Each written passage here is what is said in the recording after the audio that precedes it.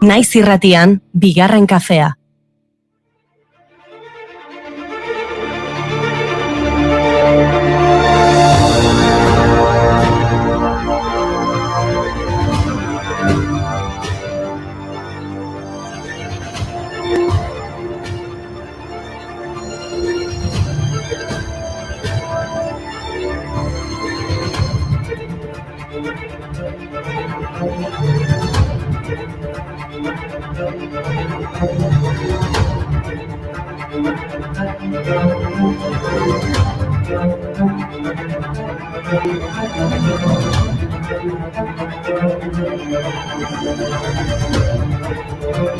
Ze moderno.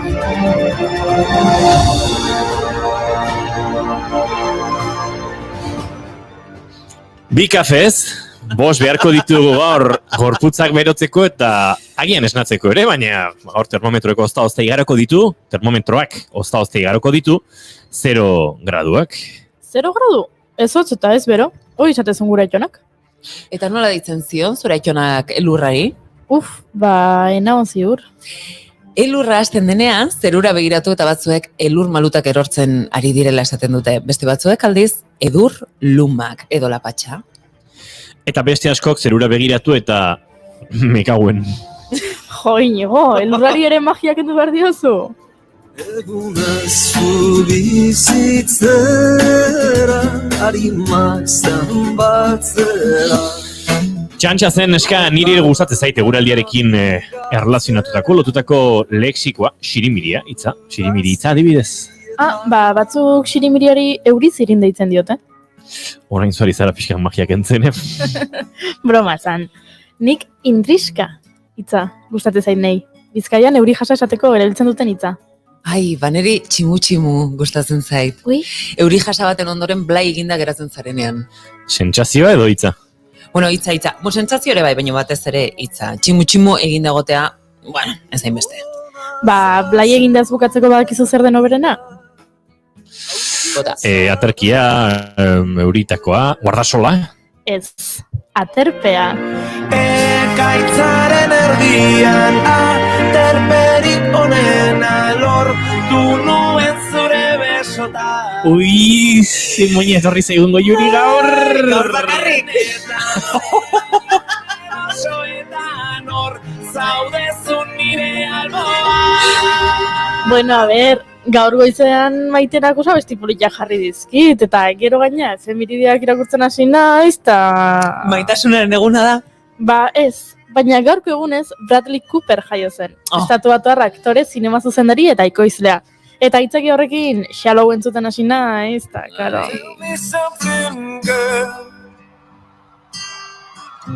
Are you happy in this modern world? Or do you need more? Esko gustatzen zait. Gora egiten duzunean, aparrak ez dela. Egosten ari zaren ari kurrukuma botatzean bezala gora egiten duzuzek. Hore gustatuko zaizu, gaurko egunez jaio zen Umberto Eco, Italiako idazlea. Eko! Enes kafe cappuccino. Hemen ilizalea garela. Allora, no. Eko! E tutti % questa anello per la bella ragazza. Erdiaroan, semiotikan, filosofian eta kritika literarioan aditua, 1980an, hemen jarri diazu Il nom de la rosa, arrosaren izena, izeneko eleberria idazteagatik ezaguna da batik bat. Il nome de la rosa. Hori.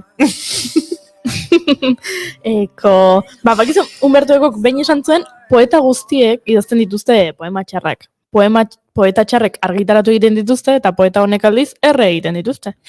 Ez dakiz zer esango lukeen, hortaz Jean-Pierre Zubiria poetak.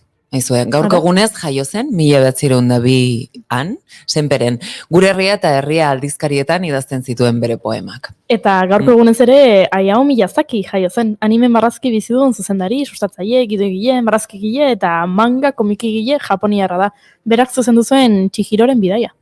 Eta gaurko egunez, Bruce Springsteenek bere lehen lana kaleratu zuen Greetings from Asbury Park, en New Jersey. New Jersey. Oso ondo, eskerrik asko, Indians in the summer with a teenage diplomat. In the dumps with the mumps as the adolescent pumps his way into his hat. With a boulder on my shoulder, feeling kinda older, I strip the merry-go-round. Baina, gizon honek egunero dauka efemeride bat. Jakina baietz.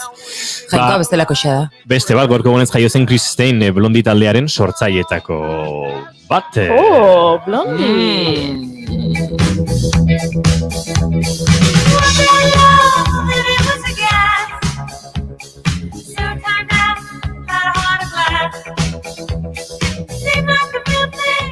Argazkilaria ere bada, Chris Stein. Egun hauetan erakusketa berri bat estrainatu du Me, New York City and the Punk Scene deiturikoa. Debbie Harry, Joey Ramone edo Iggy Pop agertzen dira bere argazkietan. Aizu, lehenoz eta ipatu baino ni Bruce Springsteen aurrez aurre ezagutu nuen. Baina beste egun bateako utziko dugu. Ui, ama! Beste egun batean. Eta badakizu zer esan zuen atzo Chris Steinek erakusketaren inaugurazioan. Oipa. Reggaetona biziki maite duela. Ara? Ba, euskal reggaetoia entzun beharko du, ba? Zergaitik urbiltzen zea destino horrekin begietan, muturretan nainke egingo zudanean. Zergaitik enbestizazio hori zer dien gatzu zurtzean, zergaitik etxengo... Eta azkeneko efemeridea gaurkigunez Catherine Schweitzer jaio zen, agian askok ez duzu izen hori ezagutuko, baina ezaguna da Bostongo maratoian parte hartu zuen lehenengo emakumea izan zelako. 1960ko hamarkadan, emakumeek debekaturik zuten Bostongo maratoian parte hartzea. Aulegiak zirelakoan. Oh. Ja, bueno. Catherine Schweitzerrek, KV, Schweitzer inizialak erabiliz eman zuen izena. Eta antolatzaileek ez zuten jakin emakumea zela lasterketa abiatu arte. Maratoiaren 5. kilometrora iritsi horretik, John Semple lasterketako epailea parean jarri zitzaion garrasi eginez eta gerritik helduz. When other runners would come by, they would say, "Oh, it's a girl," and they were so excited. And Arnie was saying, "Yep, I've trained her." Beste korrikalariek And all of a ikusten sudden, zutenean the esaten flatbed zioten, truck is in neska front of bada, us, ze and I ona. heard the photographer saying, "Slow down, slow down, slow down." And Eta they're taking pasatzen pictures of us. argazkilarien kamioi paretik eta esan On this zioten, truck was gelditu, the gelditu. race directors. One of them was a feisty character by the name of Jock Semple. Jok Semple, He epaietako bat, just stopped the bus, jumped off, autobusetik jetxi and zen, ran after me. bere Suddenly I atzetik turned korrika hasi and zen, he just grabbed me and screamed at me. eta "Get heldu egin zion eta out of buiak my hasi race zen, and give me those ateran numbers." ere And then he lasterketatik. started clawing at me, trying to rip my numbers off. And I was so surprised. Dorsalak entzen And he had saiatu the zen. fiercest face of any guy I'd ever seen, and out of control, really. I was terrified. Ikaratutan eban. Ba, epaia bultzak akendu zuten paretik bere lagunek, eta hainbat korrikalarik babestuta egin zuen Schweitzerrek gainerako bidea. Momentu horretan erabaki baitzuen, nola edo hala lasterketa bukatu behartzuela, emakume guztiengatik. Eta badakizu nola bukatu zuen?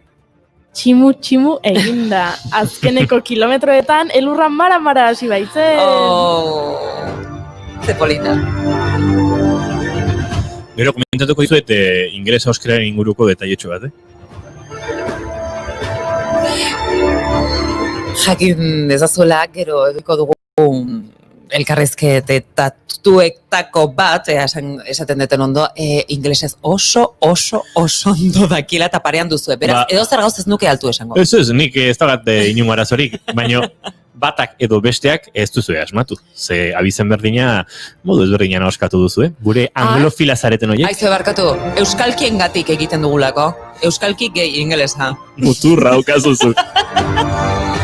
Batek ingelesaren inguruan asko daki eta besteak akaso euskeraren inguruan, ze borobila geratuko zaigu. Gaurko saioa, hor elurra eta antzingarra hasi zela esan dugu, maratoian bertan, gaurkik amonarriz dator, eta elurra edo antzingarraren arteko desberdintasuna azalduko digu, besteak beste. Eta euskarak berak hain maite duen bidegurutzearen metafora hortan, etorkizunean eman beharrako erronkak ere, aipatuko dizkigu, bigarren kafean kontatu zigun zertzen bidegurutze hortan egotea. Lortzen baldin badugu. Zonalde batzuetan, ia, ezagutzaren universalizaziora iritsi den belaunaldi gazte honek hurrengo 10-20 urteetan erabileraren aldeko pauso sendoak ematea, normalizazioaren bidean jarriko gara. Baina ez badugu lortzen hurrengo 10-20 urteetan ia ezagutzaren universalizaziora iritsi den belaunaldi honek erabileraren aldeko pauso sendoak ematea, gertatuko da. Hurrengo belaunaldiak ikusiko duela, bere gurasoek euskaraz badakitela, baina ez dutela egiten. Orduan galdetuko da. ¿Y esto para qué es? Inigo, zu azken efemeridea zela esan duzu, baina nik badut beste bat. Beti azken hitza, euki behar neskak. Bota! Gaurko egunez, 1983an Egin Irratiaren antena saboteatzen saiatu ziren. Egin Irratia gure Naiz Irratiaren ama izan zen, edo amona. 1989an sortu eta 1988an itxi zutena, Garzón epaiaren aginduz. Gaur, Marian Beitialarrangoitearekin hitz egingo dugu, Egin Irratiko esatari eta zuzendari izan zen urte luzeetan, Garzonek itxira agindu arte, eta kaso berak beste xetasunik emango digu. Emango digu bai. Eta gaur Laura Leoz dator, dramaterapian aditua, eta nire laguna. Hasiko gara? Bueno, nahi ze pozik zaben, zure Ni oso laguna pozik nago, Laura hemen dagoelako. Dramaterapian aditua, eta nire laguna. Urtarrilak 5 ditu gaur, eta aste artea da!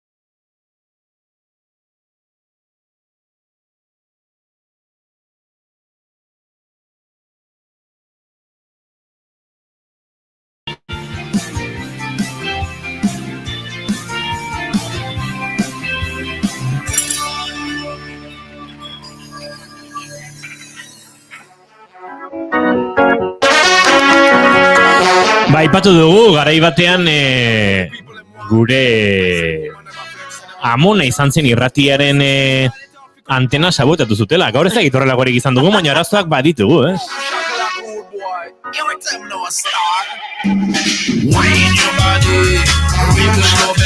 Bigarren kafearen laborategia hementxe dugu, Tolosan, eta elurra egin du azken egun hauetan, hemen inguruan argindarra gora bera txuxamar dabil. Laugarren aldia da gaur, argindarra joaten dela. Baina, eskatu, laborategia prest daukagu, eta argindarrak tarte batean behintzat badu horrela emergentziazko sistema, beraz, ondo bidean entzuten behar zenukete, baina... Prest gaude, ez dakagu guztiz garbi hau, Ala esango genuke, uste dute ez duzuela behintzat irrati bidez entzuten gaituztenak,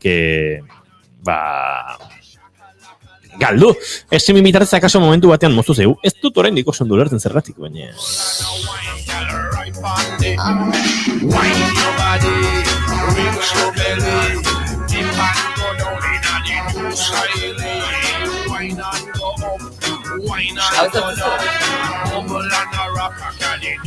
Nero pari bat zuretzako goiu, abesti hau, Boom Shakalak. Boom shakalaka to the dance hall. We see the English gala do the boom shakalaka. We see the American gala do the boom shakalaka. We see the Indian. Bueno, eta arratsaldeko 4 eta 15 minutu ditugu, orainik aurkeztu gabean gabiltza. Egia. Argindarra dela eta ez dela eta hor festa, baina... Ze Goiuri? Zer? Zer du nerabea honek? Ez zaizte hasi, Krisian dago 27 urteak iritsi zaizkiolako. Oaindik ez? Oindik ez. Igandera arte hor Somatzen zaizu 30 urteen krisia, Goiuri. Somatzen zaizu ja. Ikusiko zu 40 iristen zenanen. Festa hutsa da. Zuekin Maitena Salinas Beiztegi, Arratsaldeon. Arratsaldeon Euskal Herria, plazerra. 40 ditu Maitenak, 30 bidean da. Goiuri ez eiz Arandia, Arratsaldeon. Ez, aurkeztu ondo edo beste? Zeta belaunaldiaren eta milenialen artean beti hor zalantzan eta tesien dantzan dabilen... Horrek ere ez. 1984 urtarrilaren 10ean jaio zen bere amaren buruko minerako Goiuri ez eiz Arandia! Arratxion!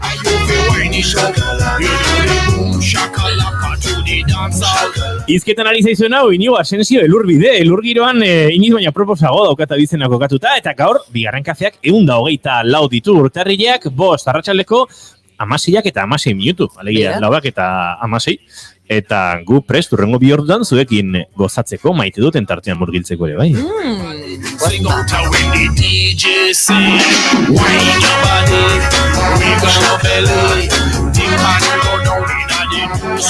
Bidantzura batek idatzi dugu, nik 27 urtetako krisia daukat Goiurik bezala.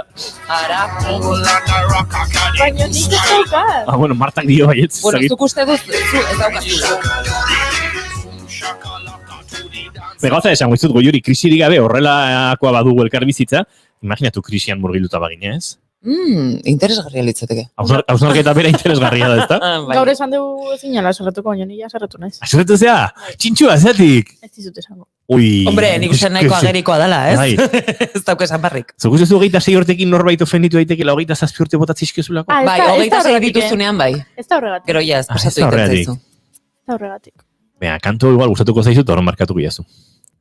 Venga, maite dutak datozela. Sartzen naiz ni hemen marroi batean, ze beti daukat duda, nola oskatu, Damien Jurado.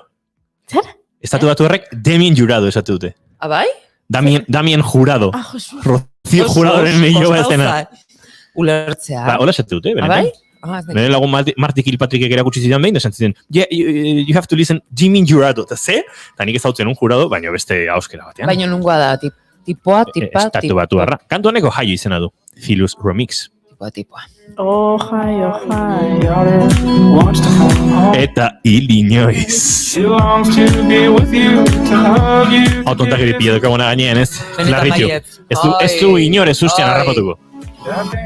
on the sidewalk, just waving at taxis like horses in parades and fancies. I ask where she's headed, she tells me Ohio. Salinas Beiztegi Anderea. Bai. Zein da zure maitu duta? Hemen hau. Ez du pentsatu, improvisatu egin behar dut. Wow, ze gaiztoa. Ba, ez, askotan egiten dut, baina gustatu egiten zen, bihotzetik ateratzen zaidalako. Bai, ze gehiegi pentsatzen badituzu gauza, razionalizatzen dituzu gehiegi eta hor ja magia galdu egiten da. Beraz, zer gustatzen zait, bai, ikaragarri gustatzen zait adibidez, egoera zaietan lagunak egitea. Eta gaur adibidez, Laura Leoz dugu, lekuko. Ba bai, guk gehiago elkar ezagutu genuen, COVID-a zela eta bueno, tira, iruditzen zaitelako, ez, momentu zaienetan ere, bueno, magia gertatu daitekela, pertsona bereziak azaltzen direlako, eta hori daukat gustoko, hori maite dut. Bai. COVID-a Laura Leoz, Arratsaldeon. Urbildu mikrora beldurri gabestu kozkik egiten.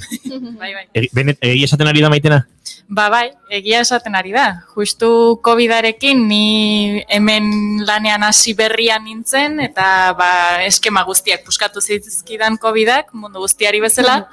Eta hor, azaldu ginen bata bestearen bizitzan, pixkat gehiago, eta hasi ginen berriketan eta bata bestearekin ezagutzen eta gauza politak atera ziren. Bai, benetan baietz. COVID-a bazi izan zituen gauza honak, esaterako bigarren kafea, COVID bete-betean jaio zen. Arrazoi? Ba, Laura, pentsatu zure maite duta, eta ez improvisatu maitenak bezala, zebea, trebea da hortan, akaso zuere bai, baina bat ezpada prestatu zerbait. Benengo Goiuri kontatuko digu edo, nik, zenezu? Nik, Zuk, bai. zein da zure maite duta, Goiuri? Nik maite dut, argia joten danen, sentitzen naizela gumetxo bat bezala, ze txikitan argia jote zanen, zan sekulako abentura, ze pasada, ze ingo deu, edo linternak, edo kandelak, edo zerbait, eta begiratu lehiotik ea gure etxea dan, edo auzoa dan, eta jendea ber lehioetan dagoen, ze pasatzen arien, eta oraindik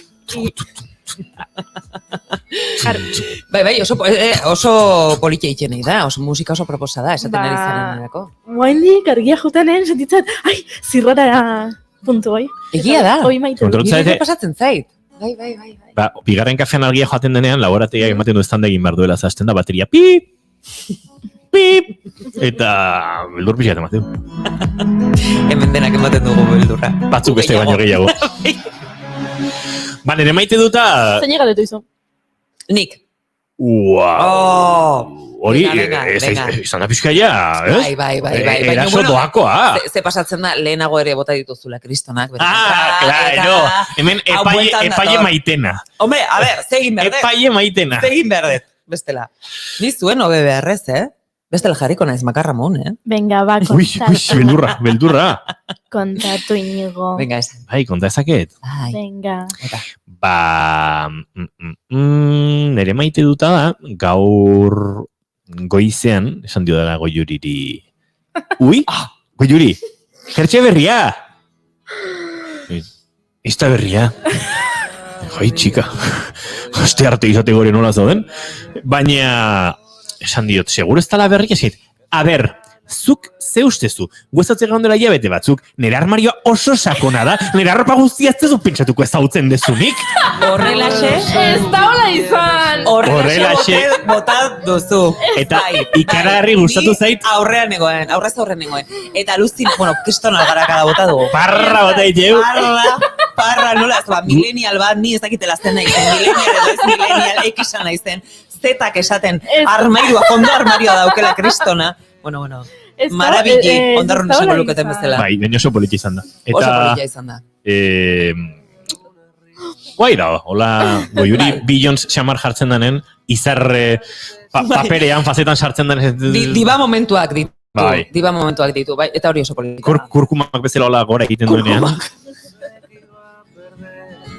Zeizu inoiz pasa, kurkuma bota zerbaiti eta posten dara... Ba, oraindik ez diote zerri kurkuma bota. Jan bai, baina ez diote zerri bota. Ui ama, gure astelenetako faribasi janek entzuten bazaitu. Jakina, beak asko erabiltzen du, ezta? Ba, erakutsi nazala? Vale.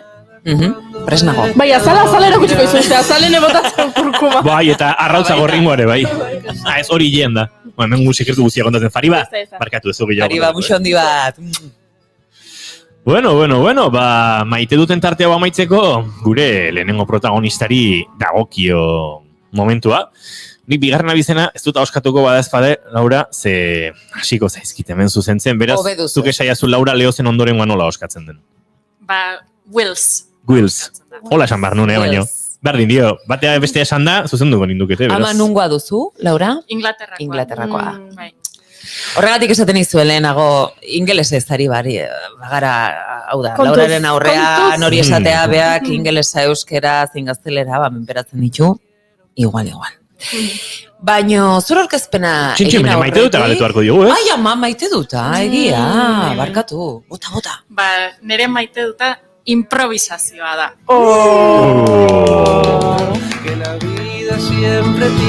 Oso adiskidetuta etorri dira, Goiuri, kontatu zea. Ze laguntxe etorri dian. Ez lagunak dira.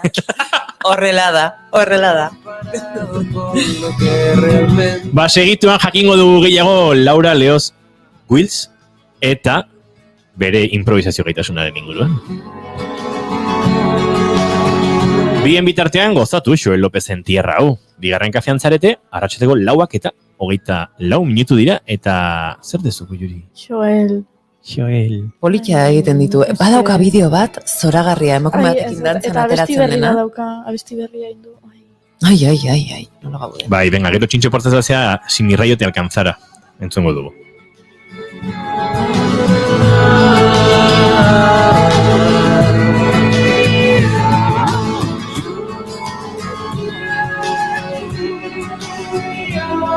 Yo soñaba cada día poder alcanzar la playa.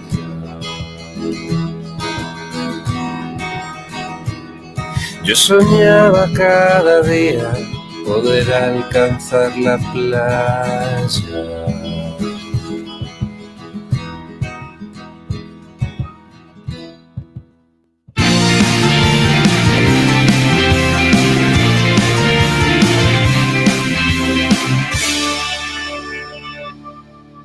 Emaiozu bigarren aukera bat egunari. Naiz irratian, bigarren kafea. Maite ditut maite gure bazterrak, lambroak, izkutatzen dizkitanean. Maite ditut maite gure bazterrak, lambroak, izkutatzen dizkitanean. Zer bereziago eta Miklagoarekin hasteko gure bazterraken itzalpean. Esan bezala gaur gonbidatu berezi badugu. Berezia egiten duenagatik, berezia niretzako laguna dudalako. Eta berezia bere izate horretan izan badelako, berezia da, Laura. Gaur Laura Leoz Wills dugu gurean, Sesamo terapeuta da. Bera, pedagogia soziala ikasi zuen Aberdeeneko Unibertsitatean eta Leyendas del Alma taldeko sortzailetako bata. Pertsonei autoezagutzarako eta garapen pertsonalerako bidean laguntzea du helburu. Horretarako, Sesamo terapiaz baliatzen da. Dramaterapiaren modalitate batena eta berako ondo azalduko diguna. Dramaterapian arte dramatikoa eta antzerkia helburu terapeutikoekin erabiltzen dira. Norberaren barne bilaketa prozesu egiteko ipuinetan eta ele zaharretan agertzen diren metafora, zein simbolo edo irudiez baliatzen den terapia da.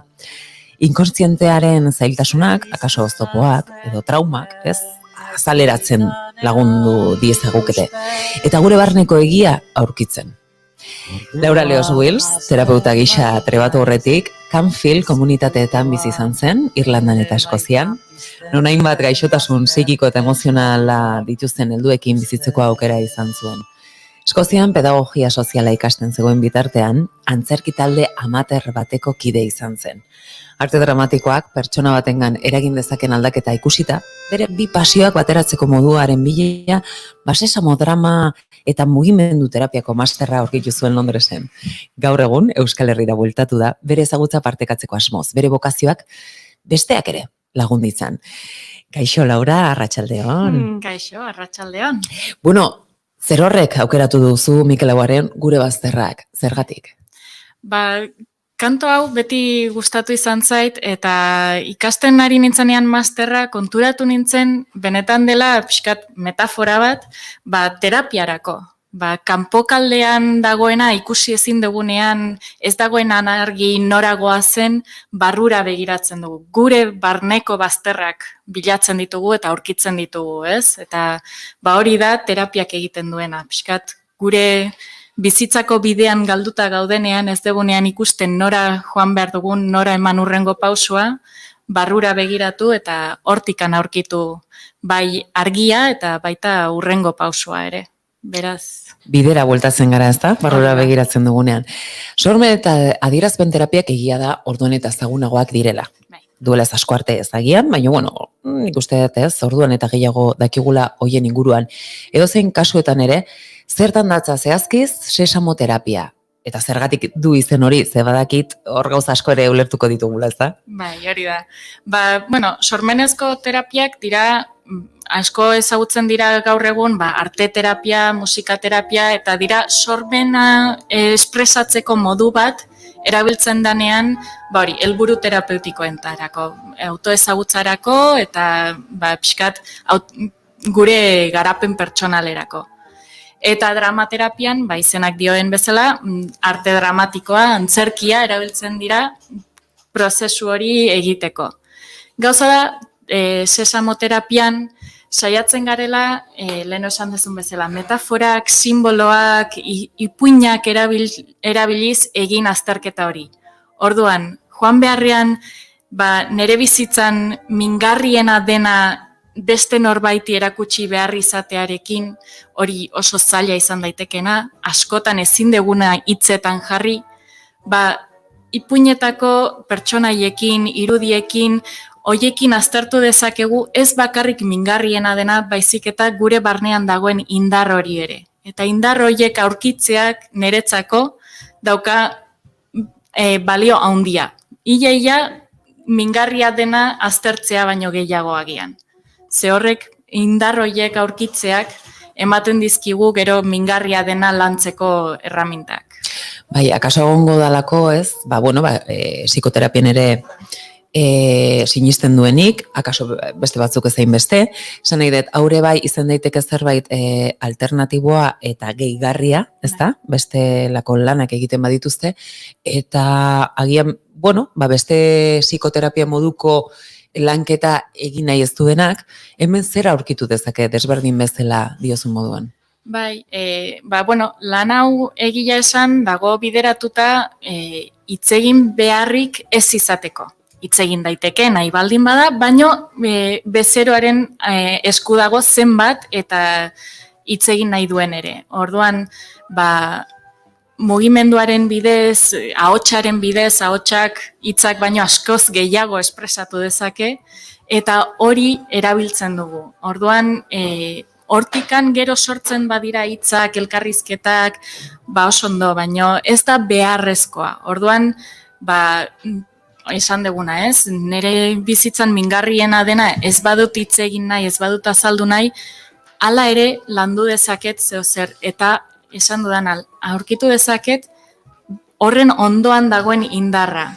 Eta nire irakasletako batek esan zuen, askotan terapia asko dira zaurian pixkat behatza sartzea, ezta? Eta dramaterapian da zauriaren inguruan dagoen azala, ez dagoena minduta horri laztantzea. Eta pixkana inguruko azal, ondo dagoen azal hori, pixkanaka indartzen joan zauri hori sendatzen joateko. Orduan dira bi era ezberdin, askotan elkarrekin egin daitezkeenak, edo bata lehenengo eta gero bestea, esan dezuna, komplementatzen dira, baina hori da pixkat gure helburua, ez izatea, dena mina eta sufrimentua eta gaizki da, edo gure buruan gaizki ikusten duguna, baizik eta beste aldea ere bai ikustea eta indartzea. Bai, osatze prozesua da, baina zuk diozuna, ez? Agian gorputzetik bideratuta, ez? Gorputzak ere jakituria handia duelako, ni betik defendatzen dut. Eta ahotsare bai. Beraz, egongo da, ez etxean dagoenik eta esango du. Bale, baina zertan datza? Zehazki, demagun, ez? Pertsona bat, apuntatzen da, ze izan daiteke bai klase bateko partaide izatea, edo banakakoa egitea, ez da? Banakako terapia. Nola egiten da? Irudikatu dezagun. Era askotara egiten, baina daukagu estruktura base bat, horrela esateagatik, eta orduan bai taldean, bai banaka egindakoan, beti daude urrats batzuk, ezta? Eta hasten gara beti, pixkat eguneroko bizitza alde batera utzita, terapia lekua sortzen. Eta horretarako askotan, pixkat zuek egin dezuen maite dut zatia hori izango zen terapiako lehenengo urratsa. Beraz, sesamoterapia egin dugu, inkonstienteki bada ere. Baina, ez dakit ondo egin duten, alegia, ez dakit ulertu duzuen, zauriaren inguruko azal hori goxatzea da bidea, ez zaurian atza sartu eta min egitea. Ulertu duzue matiza, ez? Bueno, hitz egingo du beste momentu batean. Ez, zirika pixkat egitea ere ondo etortzen zego, ez da? Zemen gauza esnatzeko ere. Bai, horrelako ariketa oso antzekoak egiten ditugu, pixka bat, jendea batez ere taldea danean, bata bestea ezagutzen joateko, zu ere pixka bat espresatzen hasteko, baino gauzatxo batekin ez dena munduko gauzarik zailena espresatzeko. Eta gero, pixkana, bai jokuekin, askotan nik erabiltzen ditut meditazioak eta arnasketa, ze hori da gorputzarekin konektatzeko oso modu ona nire nire esperientzian behintzat, ez? Arnasarekin hasten gara gure gorputzaren sentsazioak benetan ulertzen eta sentitzen, ez? Askotan bizitzan hainbeste gauza ditugu eta hemen buruan gabiltza denarekin eta azten zaigu ia oinak nola ditugun, ez? Eta arnasketarekin hori pixkat konektatzeko. Eta, hortikan ja edozein lekutara joan daiteke, hori saiatzen gara asko egiten jolasekin eta ariketa askorekin imaginazioa erabiltzez, noski sormenezko terapia da, orduan sormena ere bai pizten joan behar da. Eta, gero pixkat zati zentrala izaten da ipuin baten kontaketa.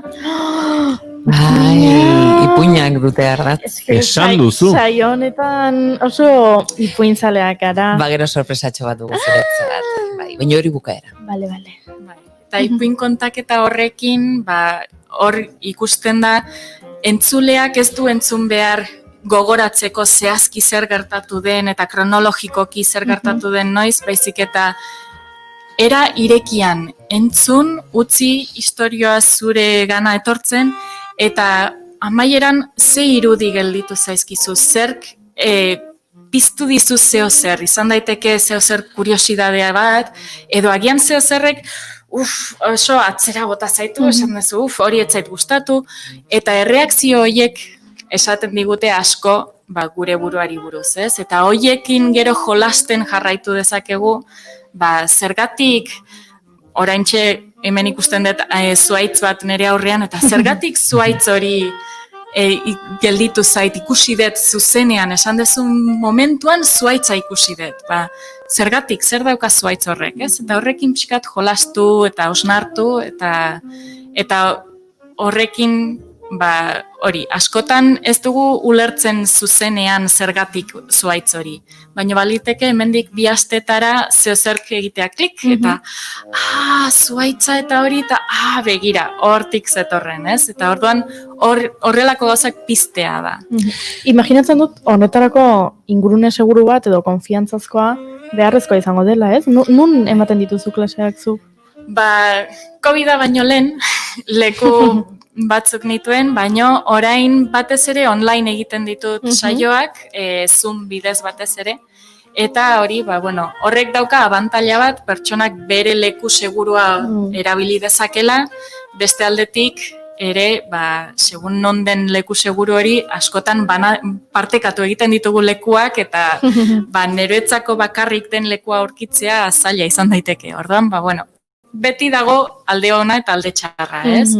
Beste leku batera joatearen alde txarra da, agian bidaiatu egin behar dela, denbora gehiago, eta Baino, hilabetean behin, egiten dut oraindik tailer bat, Izarpe zentroan Donostian, eta hor lortzen dugula egitea 2 orduko tailerra, oraingo neurri guztiak kontutan eukita, baino lortzen dugu, eta hori beti aurrez aurrekoa ezberdina da, ez? Beste kutsu bat dauka, eta hori mantentzean niretzako bai pertsonalki eta baita terapeuta bezala garrantzitsua da, beraz, asko eskartzen dut. Baina egoerak egia da, gaur egun hainbeste ez digula bermatzen, ez? Aurrez aurre egote hori eta lasai egote hori.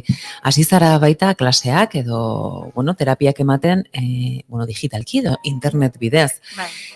Zein da zure esperientzia horrekiko, eta, benetan etekin berdina atera daiteke, zein da zure iritzia? Bai, eta ni egia esan COVID hasi zenean, hasieran esan on, jazta, dena itxi da, nik ere bai dena itxiko dut, eta itxoingo dut dena bukatu arte.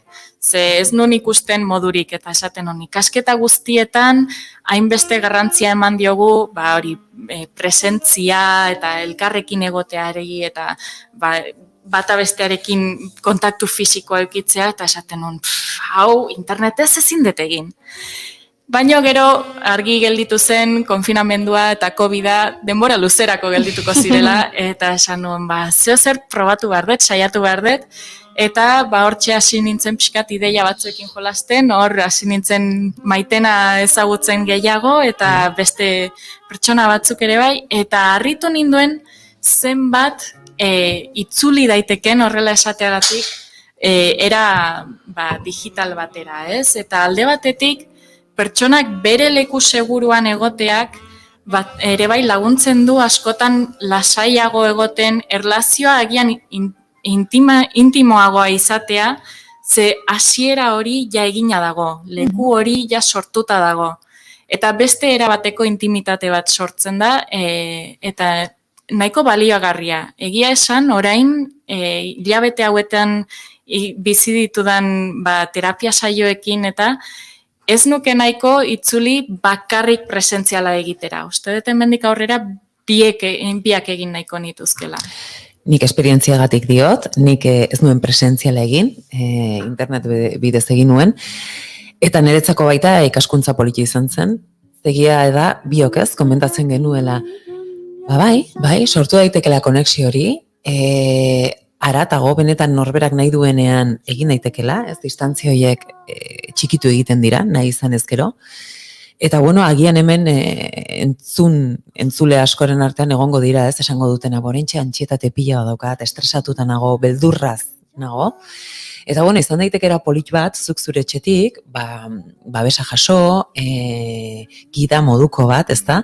Eta bueno, norbait, lagunduko dizuna, ezta, egiten ari zaren bide horretan, eta ezain bakarrik sentitzen, eta eragainea, esaten egia ez, terapeuta bat zara, hau da, zure esperientzi profesionalaren artean, Londresko Moorland Institutuan, espektro autistan, dauden gazteekin lan egin zenuen bere garaian, Spring Grove zarren egoitzan dementzia zuten helduekin, gaixotasun psikiko zein emozionala dituzten helduentzako eguneko zentru baten ere egon zinen, psikiatriko batean. Hau da, esperientzi katartikoak, boteretsuak izan dituzu, eta pentsatzen dut horrek ere gaur egun ematen dizkizula gaitasun asko, ezta? Jendearen gana helarazteko eta nahi duzun hori baita lortzeko, ez, bereikin batera. Bai, eta azkenean terapeuta bezala nik egiten dudana da eskaini. Eta nik beti esaten dut, saioetan, nik esaten dudana beti dela gonbidapen bat, gonbite bat. Pertsonak berak hartu dezake nahi duen bezala eta berari ondo datorkion bezala moldatu dezake bai lekua, bai egiten duguna. Orduan, azken finean da hori, aukera bat eskaintzea, pertsonak berak egin nahi edo behar duena egin ahal izateko, ez? Bai, fisikoki mugituta, ahotsa pixka bat aztertu eta jolastu, askotan eguneroko bizitzan ezin dugu hainbeste egin ahotsarekin, ze, ondokoak daude eta lanean gaude edo, baino aukera eukitzea, txikitan ginenean bezala nahi genuena esan eta egin nahi genuenean. Jolastea da, azkenean.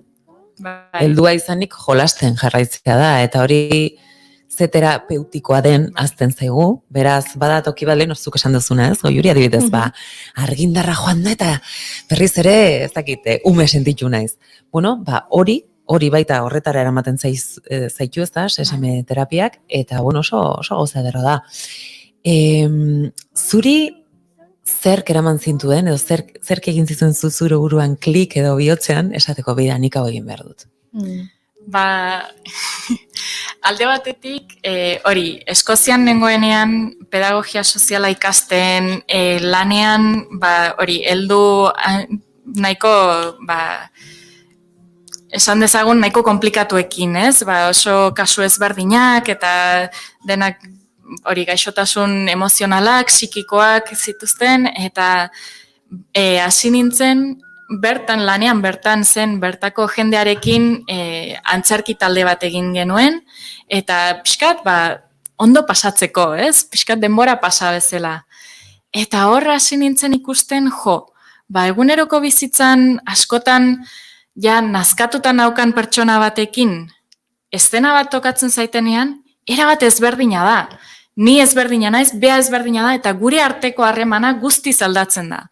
Eta behin egiten duzunean, momentu hori da, ez? Baina astero errepasatzen, egiten berriro, eta gero antzesten dezu jendearen aurrean, eta pixkana aldaketa horiek eszenen bakarrik zeudenak, pixkana egunerokoan ere bai sartzen hasten dira, eta egunerokoa hasten da aldatzen, eta ez nau hainbeste nekatzen, eta ikusi dezaket bere alde farregarria, edo ez hain pedantea, edo dena delakoa, ez? Eta orduan, hori izan zen, pentsatzen hasi nintzen, oraintxe ikasten ari naizena, jende vulnerablearekin nola lan egin, eta hemen bizitzen ari naizen hau nolabait lotu behar dira, ez? Egon behar du zer.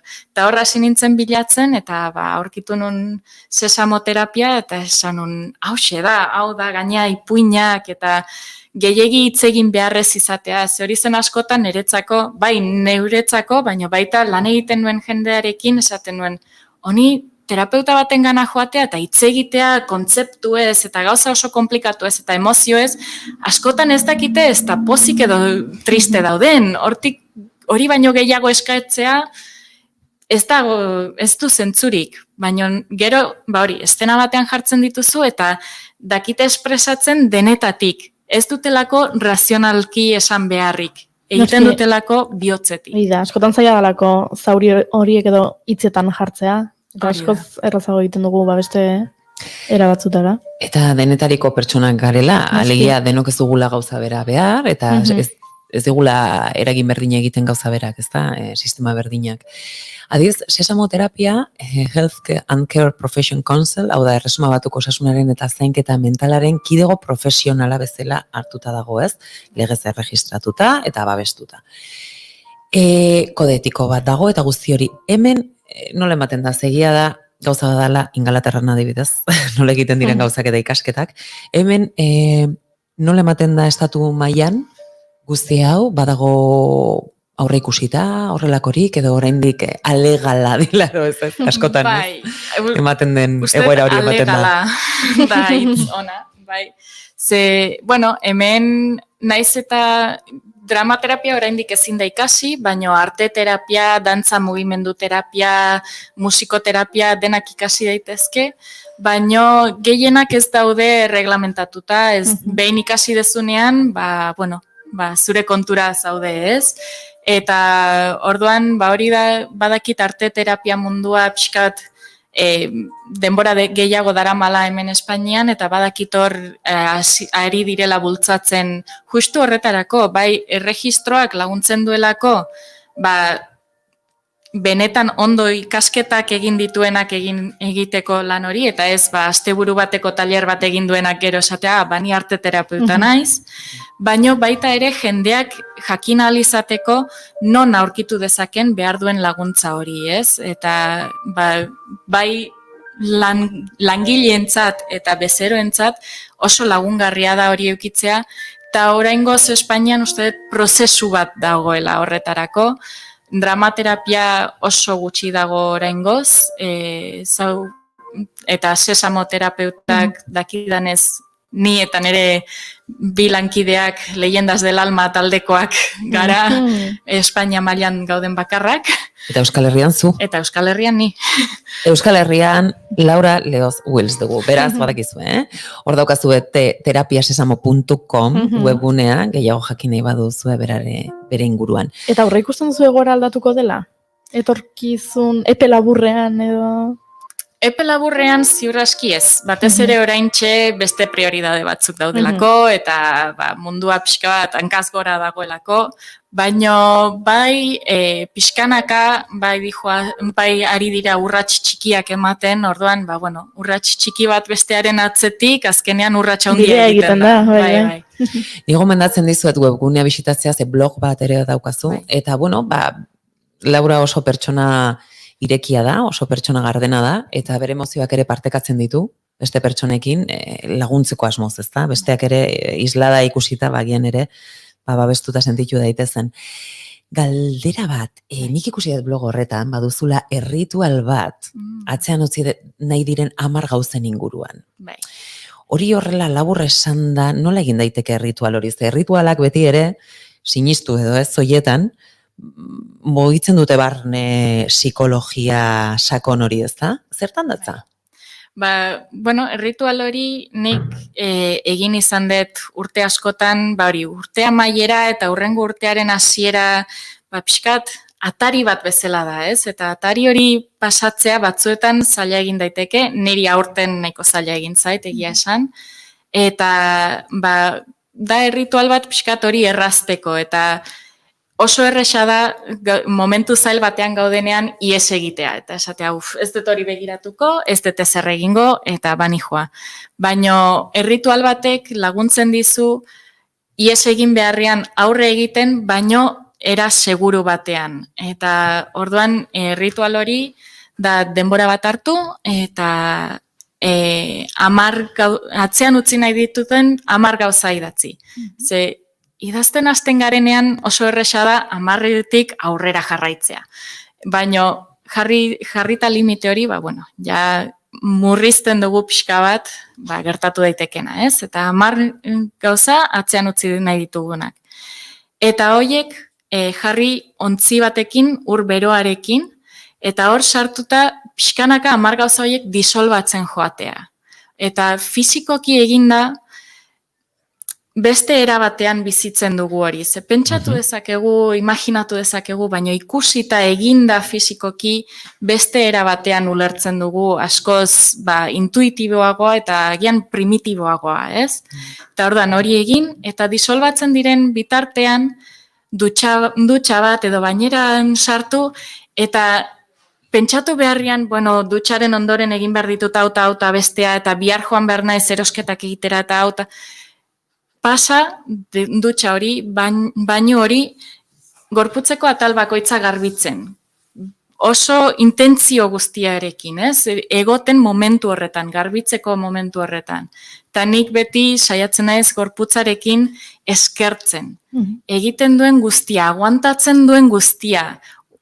Urtero egiten dizkiodan gauza izugarriak, lorik gabe, joan, egin hau, egin bestea, deskantsatu gabe, mina daukat berdin du aurrera jarraitu, eta aguantatzen dizkit guztiak. Eta orduan, pixkat baino horretan eskertzen aguantatzen duen guzti hori, ez?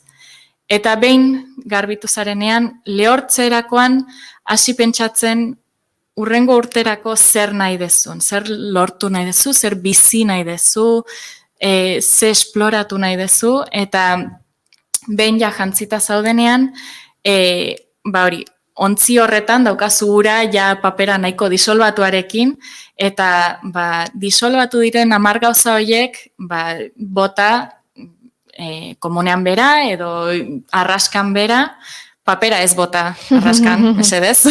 Arren.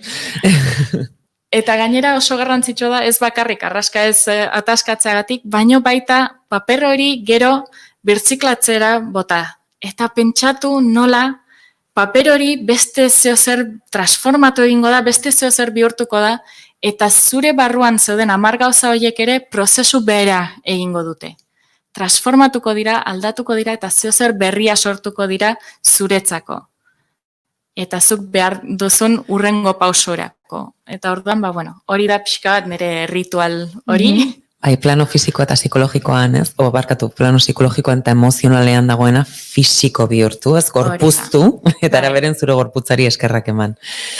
Bueno, eta bukatzeko ipuin bat ekarri diguzu. Hau daztan sorpresa, Goiuri, nola ez, oso polit kontatzen ditu gaina Laurak. Beraz, Laura, jarriko dizu orain, ino jarriko dizula beste goxo bat. Baten bat daukazu buruan zehazki edo nik aukeratuko dut? Zuk aukeratu begira, honen goingontan. Usten dizut. Fidatzen naiz. Horrekoak nik aukeratu ditutelako. Ze ondo, uste zait aldaketa hau ez, zeni ohituta nago ostiraletan ipuinak entzutera. Gaur bai da ostiral giroko astearte bat. Horregatik. Ian jaieguna izanik, izan daiteke. Eta ipuina irakurri baino lehenago, Laura, zerbait bota nahi diozu agian entzulei, edo hor zalantzan dagoen norbaiti, edo zure laguntza behar duen norbaiti? Ni hementxenago edo zeinei laguntzeko prest, eta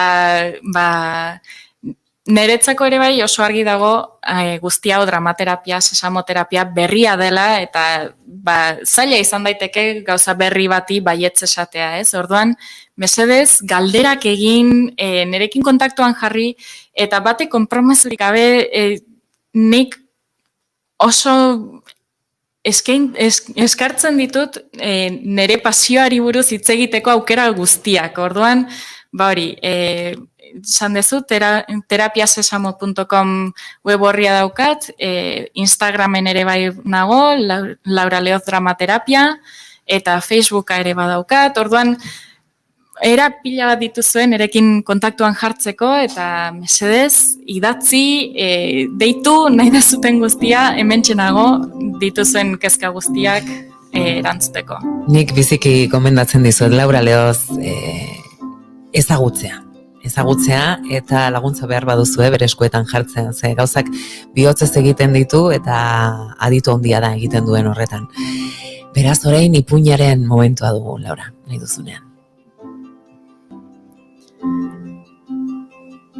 Gaur ekarri dudan ipuina da zapatariaren botak. Eta bazen behin zapatari bat. Eta herriko zapatari bakarra zenez lan pilo bat zeukan. Eta han ibiltzen zen herriko punta batetik bestera korrika denen zapatak konpontzen. Hainbesteko lana zeukan, ez zeukala batere denborarik bere zapatak konpontzeko. Hasieran zegoen arazorik, zapata berriak zituen, beraz han ibiltzen zen korrika, irriaren punta batetik bestera. Denbora aurrera joan ala, zapatak zahartzen joan ziren. Eta pixkana oinetan babak ateratzen hasi zitzaizkion. Eta gero, zapatak zaharkitzen bakarrik ez, zulatzen ere hasi zitzaizkion. Eta horrekin hasi zen pixkat errenka. Eta ja, herriko punta batetik bestera korrika joan beharrean, errenka joaten zen. Ja, etzen hain azkarra. Baino, jarraitzen zuen herriko zapata guztiak konpontzen. Bezero eta lagunek esan zioten, ez dituzu zureko zapata konpontu behar? Lasai, ez da ezer, ez daukat denborarik, lan gehiegi daukat. Eta han jarraitu zuen, errenka, urtero, geroz eta errenka gehiago. Eta iritsi zen momentu bat, ja oinak eta hankak hain minduta zituela, ezin izan zuela ibiltzen jarraitu. Beraz, ja ez zebilen herriko punta batetik bestera, ez da errenka ere, eta ezin zituen konpondu inorren zapatak.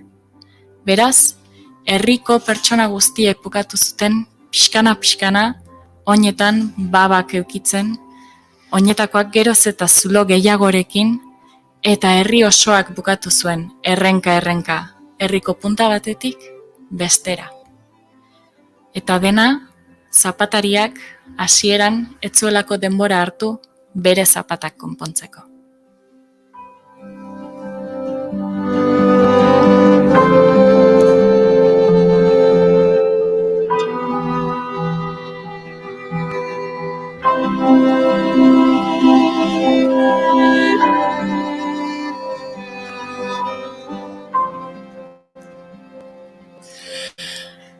Ze goxo eta Oso polita izan da. ze ederra, ze askotan ez, beti kanpora begira eta norbera. Ez bagaude ondo, ezin ditugu besteak lagundu, ez da besteengana iritsi ere. Eskerrik asko, Laura, plazerra. Mila esker. Urrengoan, mendipunta batera joango gara elkarrekin, Hori hor daukagu eta pendiente.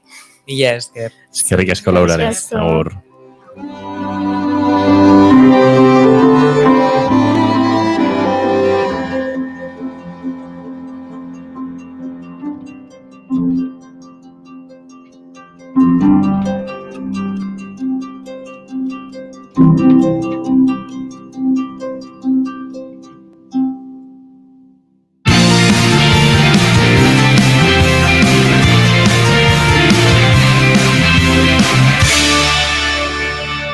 Bigarrenak ez direlako beti okerragoak, bigarren kafea.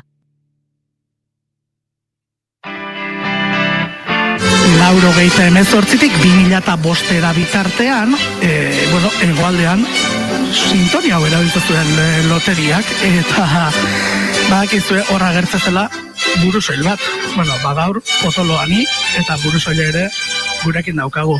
Josein Etxeberria, egunon.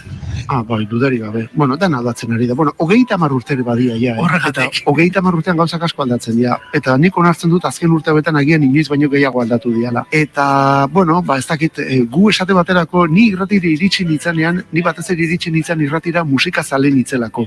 Ez bereziki irrati zale nitzelako. Nik nire belaunaldia bezala telebista gehiago konsumitu izan dut irratia baino, irrati kontuak eta agian gure aurreko belaunaldien gauzak ziren, baina bueno, irratia ere entzuten nuen, eta batez ere musika programa batzuk eta entzuten dituen, ezta? Gero jakin nuenean aukera hori zegoela, eta bueno, aurkeztu nintzen, aproba batzuk izan ziren, hartu ninuten, eta hor medio zoragarri bat deskubritu nuen, eta bueno, medio horrek niri bizitza eman dit, eta bizikera bat eman dit, eta lagun arte bat eman dit, eta bueno, azken batean, neure bizitzaren erdia baino gehiago egin dut irratiaren bueltan. Hori gainera gauza askotan ikusten dugu, ezta? Bizigara egoera batean, eta lehengo batean hori aitu nintzen egiten justola, denda batean lan egiten duen lagun batekin, eta bizigara egoera batean, gu, ez dakit, garai batean, irrati programa baldin bazegoen arren zain egoten ginean, eta joan baldin bazen, joan zen, eta listo, ez dago besterik. Aldiz gaur egun, inor ez dago inoren zai. Nik nahi dut, eta oraintxe bertan nahi dut, eta nik nahi dudana nahi dut gainera, ezta? Irratian hasi nintzen urtean, 90an, bueno, 90 ja aporo batzukin etola, garai hartan egin zian, hola bilduman lan batzuk, hola musika klasikoaren inguruan, esan, bueno, musika klasikoarekin ez dago eta parteko loturarik oraindik, baina beti esaten diate, bueno, hori denborarekin etorriko zaizut, eta bueno, hasi nadin, ez da? Kezka hori jaba neukan. Eta egin nuen orduan kolekzio hori, eta kolekzio horren barruan etorri zen jendelen water music izeneko obra, musika akuatika, ur musika esango dugun, ez da? Eta, garai hartan tokatu zitzaidan amarekin gure gela bat, etxeko gela bat enpapelatzea, kezura dirudi, baina enpapelatzea. Eta nik bizitzan... Eta nik bizitzan honetan egiten duan guztia, nola musikarekin egiten duan, orduan ere musikarekin, eta bueno, aprobetxatu nuen jendelen water music hori jartzeko. Gero, ze kritikak egiten zizkiguten gu baino zaharrakoek. Batetik, hemengo musika entzumar genuela esateko, Benito Lertxundi, eta Laboa, eta olakoak entzumar genituela. Eta guri ez, guri olako zarata gustatzen zitzaigun, ezta? Eta era berean, rockeroek esaten ziguten, hau mierda bat zela, bi akorde bakarri ziala, gaizki jotakoak, gaizki kantatutakoak, etxola inungo baliorik. Eta horren aurrean defenditzen erikasi genuen, egun hartan guri gondila bat piztu zitzaigun oso importante iket. Ze orduan bizitzako printzipio pilo bat ikasi genituen. Sinpletasunaren balorea, gauzak irekitzearen balorea, gauza ezberdinak. Hor dago historia guztia iket. Naiz irratia.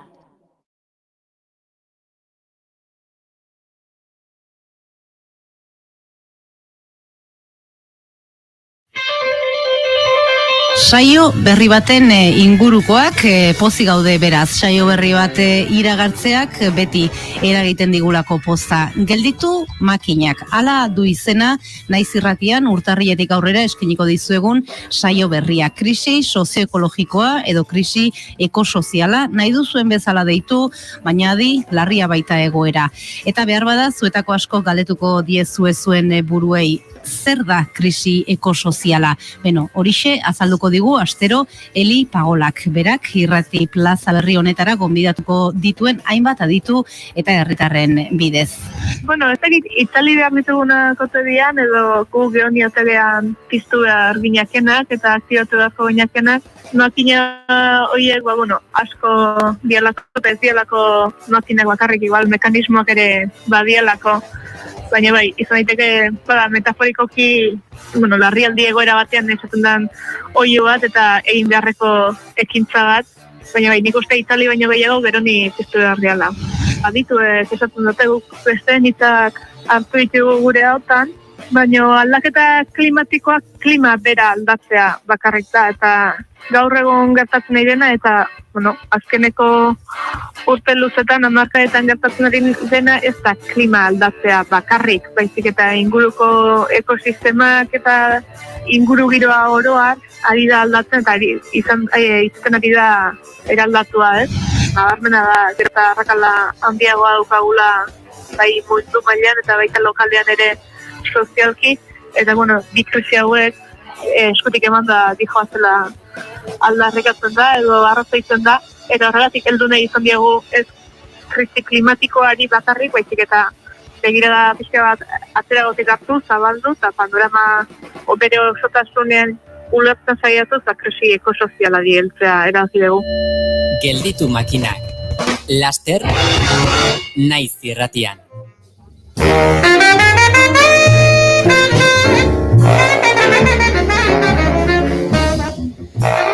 Duela egon gutxi aritu ginen, Scott DeFaroren inguruan, kontrabaxu jole handiaren inguruan, eta, bueno, bere kasuan aipatu genen, Bill Evans trioan parte hartu zuela, Milesekin aritzeko zela, hiltzela hain zuzen ere, kontzertu batetik bueltan, Stan Getzekin jotzetik zetorrela, tartean Chet Baker eta bestelako musikari handikin aritutakoa, gaur beste kontrabaxu jole handi bat, ekarri behar dugu gurera gaurko egunez, hiltzerako hain zuzen ere Charles Mingus. 1979 urtean, Cuernavacan, Mexikon hiltzen, kontrabaxu jole eta pianista, Big Bass zuzendari eta konposatzaile denetarik zuen Mingusek. Baina badira beregan gauza oso kuriosoak, ze arke tromboiarekin hasi eta bapatean konturatu zen txeloarekiko ikargarezko interesa zuela. Baina bere taldekiatek esan zion, ea konturatu zen hori etzela beltzen instrumentu bat. Hori esan zion? Eta Mingusek txeloa alde batera utzi, eta kontrabajoari heldu zion, hori bai omen zen, beltzen instrumentua. Eta horregatik ekaso Charles Mingus izan da musikari handian, baita arrazakeriaren eta afroamerikaren eskubideen defentsako borrokalari sutsua, musikari handi eta tipo konprometitua, eta noski musikari bezala bebop estiloaren eredu handietako bat, ziurrenik beste musikari handi batek eragintziolako, Charlie Bird Parkerren eragin hori izan zuelako, eta honek sustatu zuen, xaxatu zuen, bultzatu zuen, haren estiloari jarraitzera. Bueno, hiltzen, bizitza zerbait luzatu zuen, Scott DeFarorekin alderatzen badugu, eta utzi zituen musika zoragarriak, eta tartean, Crying Blues hau, Goodbye, Pork Pie Hat, diskotik, Charles Mingus.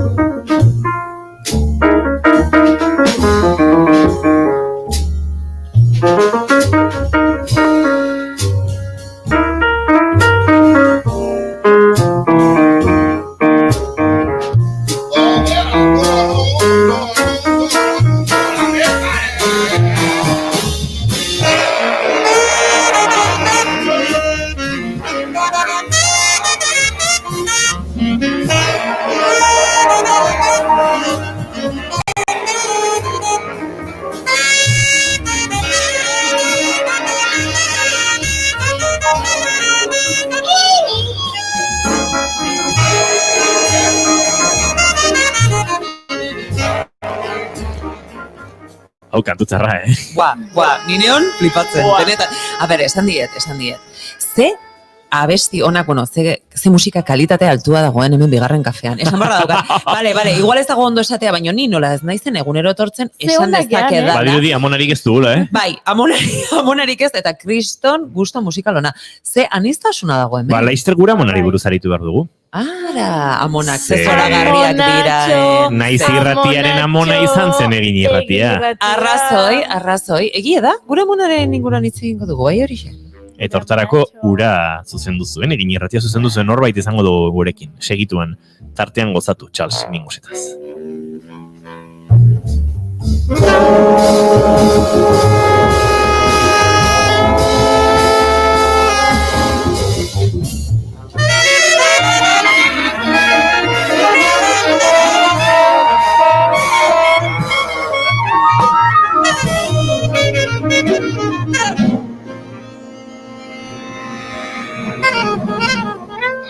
Bigarrenak ez direlako beti okerragoak.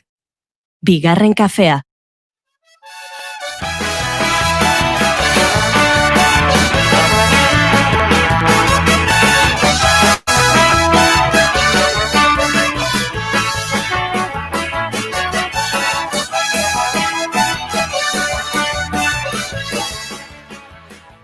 Aipatu dugu gaurko egunez, hasi garela bilatzen gertaturikoak eta hortxe egin dugula topo 1983an, urte batzuk pasa dira dagoeneko, ez ezagun batzuk egin irratiaren antena saboteatzen, saiatu zirela, eta egin irratia bada, entzuten ari zareten naiz honen amatxo edo amona, ez dakit, zetartean ere infozazpi izan genuen, arazo eta oztopoi horrela iskin egiten edo. 87an sortu zen egin irratia eta 88an, egin egunkariaren itxirarekin batera amaitu zen, Bortxazaren bidea.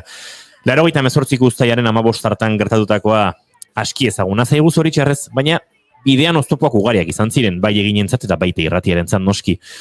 Joseba Maciasen ostean, Marian Beitialarrangoitia izan zen edabidearen zuzendaria, itxirar artea hain zuzen ere, eta gaur gurera gonbidatu nahi izan dugu, garai konplexura, gurera ekartzeko, edo ulertzen saiatzeko. Marian Beitialarrangoitia, arratsaldeon eta ongi etorri bigarren kafera. Arratsaldeon da eskerrik asko. Bueno, guk aurkitu dugu, gaur egun jakin ere ia dena jakiten da, ez dakitzu zehaztasunez gogoratuko duzun, gaurko egunez gertatu zen ura, baina zoritxarrez esango nuke etzela jasantzen duten jazarpen egoera bakarra izan, ez da? Ez bakarra eta seguruenera ez larriena ere, askoz ere larriagoak ezagutu zituelako eginek. Nik zuek esan arte, gaurko datak horrelako esanguratzukanik ez duen gogoan egia esan. Gehiago seguruenera, 83rako dagoeneko egin irratiaren antenek jazarpen baino gehiago edo eraso baino gehiago paseak zituztelako, eta ordurako nahiko, ez dara inoiz ohitzen, baina, ez hain arraro egina zegoelako eta gogoan dut gainera, izan duen eraso guztietatik zenbat diren buruan ere ez daukat, baina larrienetako bat ordurako pasea zela, ez? Mendizorrotzan geneukan antenari egin zitzaion erasoa. Azkenean erdibidean geratu zen erasoa, baina bere helburua bete izan balu, askoz ere ondorio larriagoak izango zituena. Baina esan diazuenean 83ko gertakari hura nahi zenutela gogoratu, egia da oso urte berezia izan zela, orokorrean Euskal Herrian eta eginen inguruko kontuak egoera politikoari oso lotuak egoten ziren, ez ziren kasualitatez gertatzen, eta beraz ez da harrigarria ere 83an eraso bat gertatu izana. 88koa aipatu dugu noski, antxe, ez dakit, mugarri gure edabideen eta gure gizartean historia beltzean, baina 83ko edo gaur gogoratzen ari garen egun hartarako, neurri batean, Marian, bizitzen ari zinaten guzti horrek eta aipatzen duzun egoera politikoak eginen, tratamenduarekin edo zuen lotura horren bitartez edo, aurrikus zitekeen, egin bazegoela, ez, politikoki eta Estatu Espainiarraren ikuspegiti behintzat nahiko kolokan, ez? Nik esango nuke Estatu Espainiarraren aldetik eta Eusko Alderdi Jeltzalearen aldetik. Zenolabait ere, pentsa 83 oso berezi izan zen, baina beste dira eta aipatu beharko genituzke. Bada, 81aren amaiera, dagoeneko boikot instituzionala, publizitate instituzionala banatzerakoan irizpide objektiboak erabili ordez, eginek zeukan irakurle kopuru adibidez, nola hasi ziren egin bazterruzten, eta 82garren urteko beste gertakari bat, eta da, 89an emisioak hasi zituenean egin irratiak eman zioten behin-behineko lizentzia, behin-betiko edo definitibo edo egitea tokatzen zen 82an, eta Jaurlaritzak erabaki zuen lizentzia hori ez ematea, eta beraz, esan dezagun nolabait, ilegal ari zela egin irratia 82tik aurrera, beraz, testuinguruan bi elementu horiek oso importanteak dira, biak Eusko Alderdi Jeltzalearen eskutik datoz Espainiako estatuaren aldetik, eta badago nolabait ere 81aren amaieratik nolabaiteko jazarpen bat eginekiko. Ez da, dena esate aldera, zerikusia dauka ere guk egin genuenarekin. Baina guk egin genuen horrek erantzun nahi zion errealitateari, eta azalduko dut. Hau da, egin irratiak lizentzia galdu zuen, hasiera batean Donostia alderako eman ziotelako. Niko goan dut oraindik irratia hasieran, ni Zarauzko peajera iristen nintzenean galdu egiten nuen. Ja ez nuen entzun, bai? Aurrerago ja ez nuen jarraitu. Egini bere irakurle kopuruaren arabera gehiago zegokion. Eta beste egunkari batzuei irakurle gutxiago ukita, hiriburu bakoitzean lizentzia eman zioten, eta egini aldiz ez. Beraz, astapenetik somatzen zen eginekiko tratara ezberdin bat. Eta nolabait ere bide ofizialetatik alegin duzan hori kontutzen, baina bide ofizialiek ez zuten arrazoi bidea jarraitu nahi eta ukatu egin zioten. Eta orduan irratiak erabaki zuen eginek kasu honetan irrati emisioa zabaltzen bere kabuz joango zela. Eta horrela, 82an ukatzen diguten erako lizentzia, eta soilik irrati entzunenetako bat, hori ere bazen Baina egin duena entzunenetako bat izateko da, ezarri zioten muga estu hori, hau da peajean amaitzen zen hori gainditu. Eta gurako bai Gipuzkoan, bai iparraldean, bai Nafarroako iparraldean, eta baita Bilbo handian, eta hau gaur egungo perspektibatek ere ze garrantzia daukan, edo zein hartuko da, dagoeneko entzuten zen egin irratia. Eta, bueno, testu inguru horrek ez zen batere gustoko Eusko Alderdi Jeltzalearentzat, eta erabaki zuen lizentzia ez ematea. Beraz, erabaki zuen politikoki jazartzea, ekonomikoki itotzea, eta lizentzien bidez oihartzuna kentzea. Ez zuen lortu, guztiz, urte horietan, 2018an bingoz lortu zuena, baina ordun hasi zen, nolabait ere eginen itxieraren hasiera esan ezagun. Eta etzen Madrilen hasi, Gasteizen hasi zen. Garaiaetan aipatzen ari zaren lizentzian arazo guzti horiek medio, aurkitu dugu, garaiko informazioan, El Correok eta deiak esaterako hiru hiriburutan emititzeko eskubidea lortu zutela egini ukatu zitzaion aldi berean, ez? Eta bai, egin bigarren egunkaria zen provintzia guztietan. Eta deia etzen lehenengoa presisoki Bizkaian. Kuriosoa, bai. Alde honenari erreparatu beharko diogu, tartetxo batean baldin bada bintzat, Marian, zure kazetaritza urte emankorra asko ere ziren, egitasmoaren gidaritzan, eta esango nuke itxierak sortu zuen minak adina ilusio bazegoela proiektu hartan, hain mingarria, batzuentzat hain mingarria, doain kaltegarria zen proiektu hartan, bazegoen ilusioa, eta indarra, eta urte ederrak ere izan ziren borrokak eta oztopoak oztopo, ez?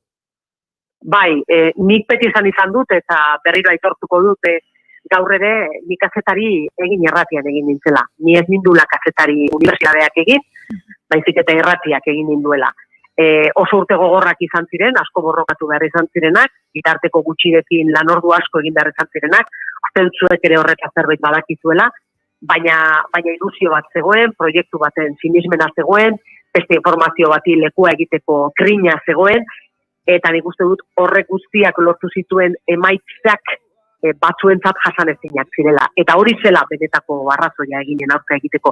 Zegero, nolabete, jantzi zen beste zerbaitekin, ez? Eta bereziki 93an hori etorri zen, ez?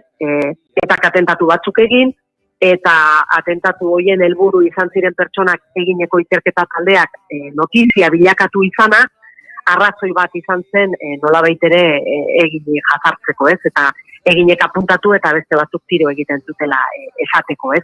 Baina lehenagotik zetorren zerbait zen, hain zuzen ere ilusio, grina, gauzak egiteko gogo horri aurre egiteko gogo bat zegoen. Eta esan dezagun eginek egin zuen akatsik handiena izan zela Eusko Alderdi Jeltzalearen ustelkeriak publikatzen hastea. Hori izan zen, egin zuen akatsik handiena eta bere kontrako kanpainain handia eragin zuena. Ni gogoan dut oraindik hauteskunde kanpaina batean oraindik politikan aktibo dagoen Joseba Egibar sartu eta egin erakutsi genionean eta infografiara iritsi zenean, nola esan zuen hemen egiten dituzue tragaperren inguruko albisteak, ez? Hori zen behaien fijazioa. Eta peperreiren eta ikerketa taldearen lana, ez? Bazegoen lana egiteko gogo bat, bazegoen gauzak azaleratzeko gogo bat, eta batzuk azaleratzen zen hori iskutuan mantentzeko alegina egiten zuten, eta horrek talka egin zuen. Aipatu duzu Joseba Egibar, esango nuke beste Joseba bat, Joseba Arregi, garai hartan kultura sailburu izan zela bere bigarren legealdian, bere bigarren tartean sailburu gisa, eta amets gaizto xamar izan zen utela arekin, lizentzien kudeak eta gaipatu ditugu eta beste enbate egoera, ez zituelako gehiegi erraztu ez da. Zerbaiten aita baldin bada Joseba Arregi eta egin boikot instituzionalaren aita, lizentzia kentzearen aita, gure galderak erantzuteari prentsaurrekoetan uko egin zion norbait, 93an hain justu ere Joseba Goikotxearen atentatua. Eta gero, hau da, bada erra berezi bat zeukan norbait egin egunkari eta erratiaren kontra, ez? Beraz egoen gobernuan, garai hartan Arrantza zen lehendakaria, Atutxa sailburua ere, eta hirurek askotan egin zuten deialdia, egin boikoteatzeko, egin, Atutxaren esaldi famosoak gerora egin zuena, 95-an ustez izan zela, egin zela egunero kioskotara eramaten zen amonal 50 gramo zeuzkan bomba bat zela esan zuena, guztiek zeukaten fijazio berezi bat, ez, etxe honekin, eta egin eta egunkari eta erratiarekin, ez, eta bai, egia esan, bueno, guk ere burua uste bat baino gehiago eman genion, baina gutzat ere burua uste handia izan zen egin kontu garai hartan publizitatea, salmentak importanteak ziren, baina publizitatea erdi eta erdi zela esan genezake. Naiz gogoratzen porzentai esaktoetaz, baina gogoratzen dut oso importantea zela eta gogoan dut horri aurre egin darri zitzaiola jende askoren bere ekarpenarekin, kasi beretzat ez zuen diruaren parte bat eginek bizirik iraun zezan mantendu. Nik esan duke eginek iraun baldin bat zuen, bai erratiak zein egunkariak izan zela, azkenean ez zelakoan lanean denon kontua bakarrik. Beste jende askoren proiektua zelako, eta jendeak esfortzu handiak eginez eutxiziolako. Segurenera horregatik, egin itzita aurrengo egunean beste egunkari bat egiteko gaitasuna izan genuen, eta denborara gara sortu zen, eta etorri dira irratiak eta beste gauza batzuk. Segurenera, greina hori hor zegoelako, baina bai, oso egite burua uste batzuk eragin zizkigun eta eragin genizkio guk ere. Zoritxarrez, aipatzen dituzun burua uste eta amets gaizto haiek enoski eragin dute gaur egun, eta galdetzen digutean naizuetan, unentzun dezakegun naiz irratia irrati konbentzionalean, irrati arruntean, zoritxarrez Euskal Herri guztian eta txoko guztietan ezkaitu zuen zuten, ez dakit amore ematera behartu zuten amona horren alabaren alaba garelako neurri batean, eta zoritxarrez horri ezin diogolako iskinekin, baina ilusioa mantentzen dugu. Zuek abiatu zenuten ilusio horri heltzen saiatzen gara, Marian, eta ilusio horri helduta jarraituko dugu hitz egiten, guinen bestaldean jarraitzen duten guzti horientzat. Mila esker eman bar dizkizugu, Marian, gaur guretzat tartetxoa hartu izanagatik, eta, zoritxarrez... Uste badidazue, bai esan nuke bukatu aurretik, gertakari guzti hauetan badaudela nolabait ere faktura asko zehandiagoa pasatu zutenek edo jasoan zutenak, ez? Peperreiren egoera daukat oraintxe bertan gogoan, eta bereziki Kaldeano edo Muguruza bidean utzi ditugu bilankide izan genituenak, eta ez zirenak kasualitatez erailak izan, ez? Eginek malko asko bota ditu bere bidean, naiza ilusioa jarraitu, eta, garai bateko kidea gogoan izatea ere bukatu aurretik ez dago sobera. Eurentzat gure aitortza eta besarkada eta oroitzapena noski. Marian Beitia Larrangoitia, mila esker, eta zoritxarrez izaten dira, erabide honen historian hainbat mugarri eta akaso izango dugu berriz ere, bat edo beste gurera ekarri eta ura oroitzeko aukera. Nahi dezuenean. Mila esker, zan ondo. Ondo izan.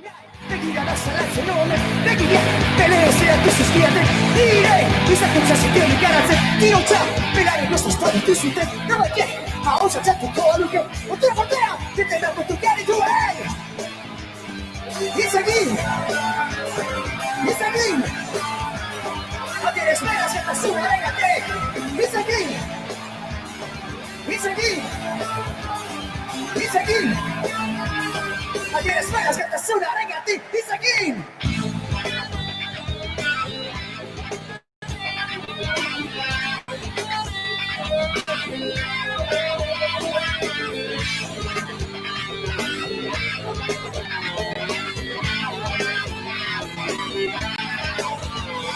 Dice aquí, yeah, dice aquí, oh, dice aquí, yeah. Ayer esperas que te suene a ti. It's aquí. It's aquí. It's aquí. No tienes penas que te suena, véngate. It's aquí. It's aquí. It's aquí. No tienes penas que te suena, véngate. It's aquí. It's aquí. Hay unas penas que te suena, véngate.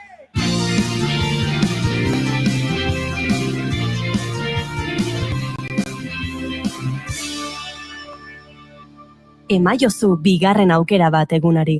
Naiz irratian, bigarren kafea.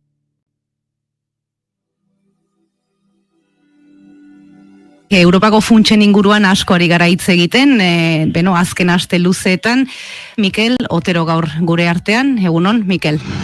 Funts berezi batzuk sortu dituela, hau da, Europar Batasuna funtzionatzen du normalean Europar aurrekontuekin, eta horiek 6 urtetarako izaten dira, baina nonbait ulertuta sartu garen COVID-aren ostean, sartu garen krisi horrekin, estatu eta zonalde gehienek ez dutela urte baitan aukera nahikorik izango berreskuratze ekonomikoari aurre egiteko, aparteko mekanismo bat bideratzea edo mai gaineratzea erabaki zuten.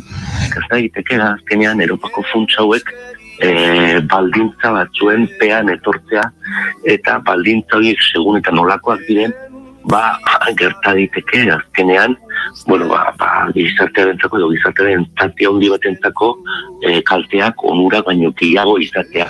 Guk esan duguna da, orain arte izan dugula parez pare edo gure aurrean jokoa ireki nahi izan ez duen gobernu ez da, gobernantza eredu zaharkitu batekin, non hau ikusi duen besteaien izagirri karamelu poltsaren metafora erabiltzen duen, eskotan aurrek karamelu poltsa bat dute eta horrekin nola baitere jokatu ez da, nerea da eta zuet, neri begira egon behar duzu ez da. Eta hori, azkenean erabili du egiteko modu hori, oposizioa kanpoan usteko asumon armenarekin, baina oposizioa bakarrik azkenean orokorrean herritarrak ez da ikusten ditugu. Hasieratik esan genuen hemen subiranotasun arazo larriaren aurrean topatzen genuela gure burua, eta hori zela besteak beste arrazoi bat gehiago prozesu guztia herri eriketat hartzeko, ezta? Kontutan hartu behar da, Europak egin duena da, orain arte banaketa bat estatukoa, eta gero estatuen barne mailako banaketa hori, hiriburu bakoitzeko, estatu hiriburu bakoitzeko eskuetan uzten du, ezta?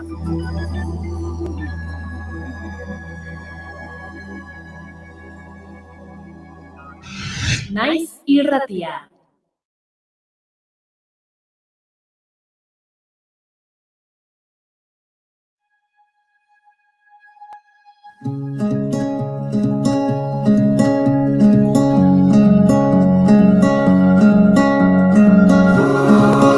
Eta bapatean zepoziko jori, Ai, zer da hau Inigo? Horixe galdetu behar nizun. Hau, bigarren kafea da, naiz irratian, arratsaleko 5:27 minutu ditugu eta segituan izango da gurekin Kike Amonarriz. Gure Kike Amonarriz. Baino zer dago, zer entzuten ari gara? Hau Joel López da. La espina de la flor en tu costado. Ze bolita, Joel López. Aizu ezin barra. Ez que batzutan... A ber, pixka pertsontzea, goiu. Zergatik? Pixka pertsontzea, baina bueno, abestia gustatzen zaizkidalako. Inigo jartzen dizkigu hemen, 16. mendeko abestiak, eta ez dizki oso ezer esaten. 16. mendeko abestiak? Bueno, ni kontatuko izuet. A ber, bota. Gustatzen zaiten abestiak. Bota. Bueno, gustatzen zait, Joel López asko gustatzen zaitelako. Haze arrazoia. Orduan jazta. 2. Abesti hau egin du Netflixeko, ez du egin, baina Netflixeko El desorden que dejas... Ez da izatik asizanen, esan dut, hortik bukatuko honek. Asi naiz, lehenbiziko kapitula besterik ez dut ikusi. Gomendatzen didazu? Ja, bale. Ez, baina abesti hau erabili dute... telesaio... Jesus! Zertako erabili dute? Agur, bagoaz!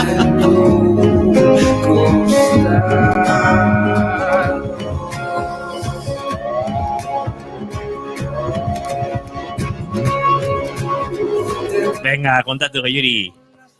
Ez dut kontatuko. Zergatik? Zerretu nahi zelako zuekin, eta bida, gaur esan dut, enitzela zerretuko. Eta ze lortu duzute, errua maitena na. Zerretzea. Xaxatzen hasi-zea, eta...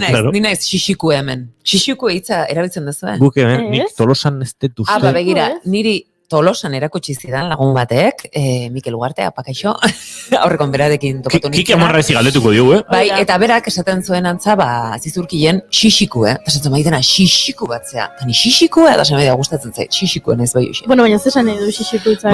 Iskinek astintzei jutela, saltxera nahiz dela legie. Zuk, nik, zein eta nik? Por favore.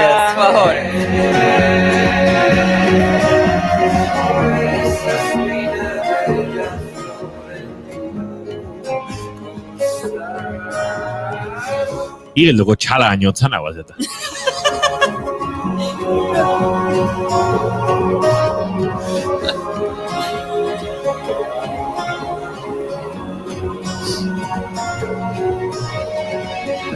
La spina della fioritura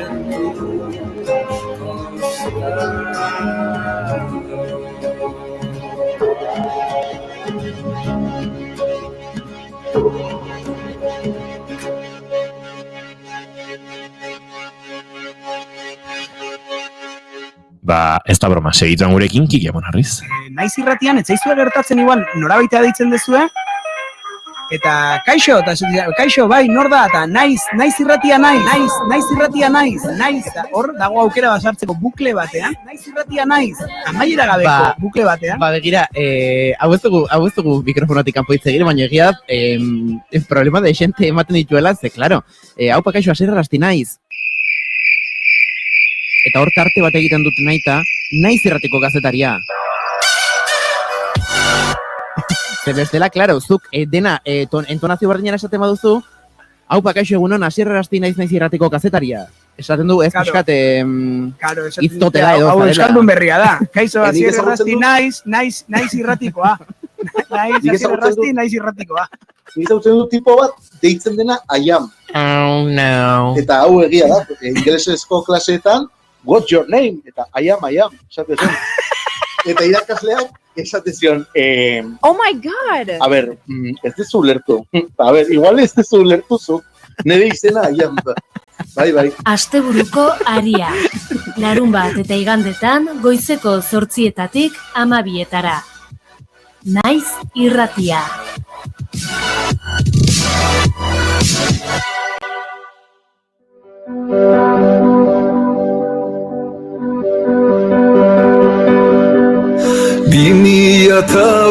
Batzutan gertatzen zaigu, gonbidatuak iritsi behar eta Gasteizko negu hotzetan furgonetak rankatu ez? Artean entzuten ari garen Mikel Urdangarin, baina badator bihar jaidu, baina datorren asteazkenean gurean izango da. Ondo bidean, eta elur bidean barrena kaso, Izurden lekua orkestera. Baina gure urrengo gonbidatuak ez du bigarren aukerarik behar izan. Moldatu dugu eta ez dugu gehiago kontatu. Saldu zira gure aurretik. Badakizu ze kontatu ezakegon?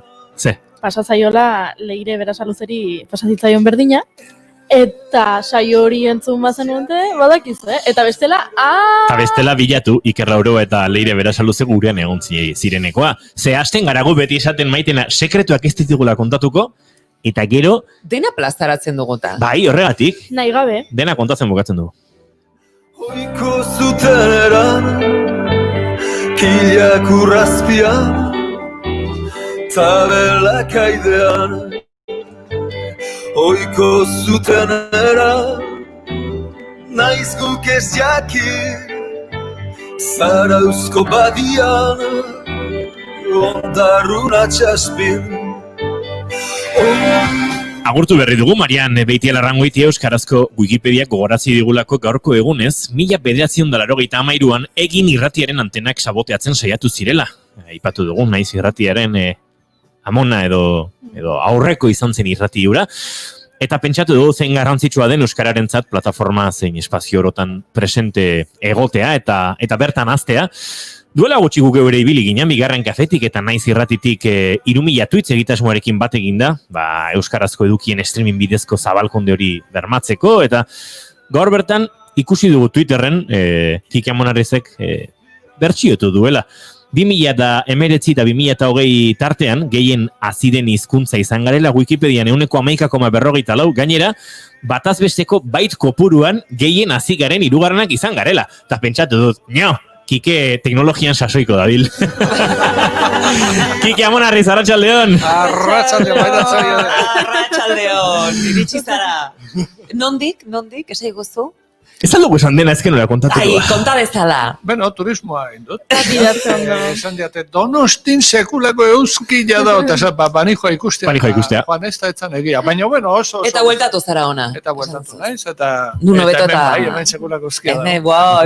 Barrua batez ere. Kikek egin du gazetari onarena, ez? Esaten badiote, gazetari baten lana ez dela eguzkia dela entzun eta eguzkia dela esatea, dela eguzkia dela entzun eta eguzkiaren bila joatea. Eta Kikek informazioan konfirmatu zuen. Baina badakizute zer ez daukaten Donostian eta Twitterren ikusi ditut nik kexa batzuk honen inguruan, ze hemen badaukagu Donostian ez daukaten zerbait. Badakizu zer? Musika kaleetan? Elurra. Ah, elurra. Eta elurrak ekarri du Kike Amonarriz gurera. Duela gutxi Galtzaundiren sorreraren 30. urte hurrena zela, Silvia Mateo eta Isitxo Larrañaga gurean izan genituen, eta ipatu genuen, antxe 8 akta hortan, hemen daukat. Axio Nayerbe Andrearekin, eurak, Jose Antonio Goikoetxea, Mikel Mendizabal, Felix Aiestaran, Josu Iztueta eta Kike Amonarriz agertzen zirela. Eta esan genuen, tira, Josu Iztueta laizzer izango dugu gurean kolaboratzaile delako. Eta Kike Amonarriz ere, edozein egunetan beharko dugu gurean. Eta ez da, demora gehiagi pasa, aste pare bat, asko jota. Eta aitzaki aurkitu dugu, Twitterren, elurra. Elurrarekin txoratuta da bilkike. Bueno, txoratuta ez, baina gila da, ikeragarri, bueno, sorpresa politia izan dela. Atzo aitarekin izan dako konversazio batetik, ateren kontu eta pensatu nuen, pues bota ingoet. Baina pensatzen nuen, bueno, izango zala bota, eta laun pare batek edo komentarioren bat agian edo, eta, sekulako soka ekarri du, egia esan, bueno, horrek esan du, hizkuntzak kezkatzen gaituela, eta gustoko dugula, eta bestetik elurrak zoratzen gaituela, hori ere bai. Jarriko ditugu adibide batzuk. Ze, aurreko batean komentatzen nahitu ginen, baina oso polikiak ditu zaizkigu. Andoainen elurmalko, esaten dute, Mungian edurmako, Diman oioluma, Bermeon edurlarrosa, edo anizen elurzati. Zenbat hitz gauza bera azaltzeko.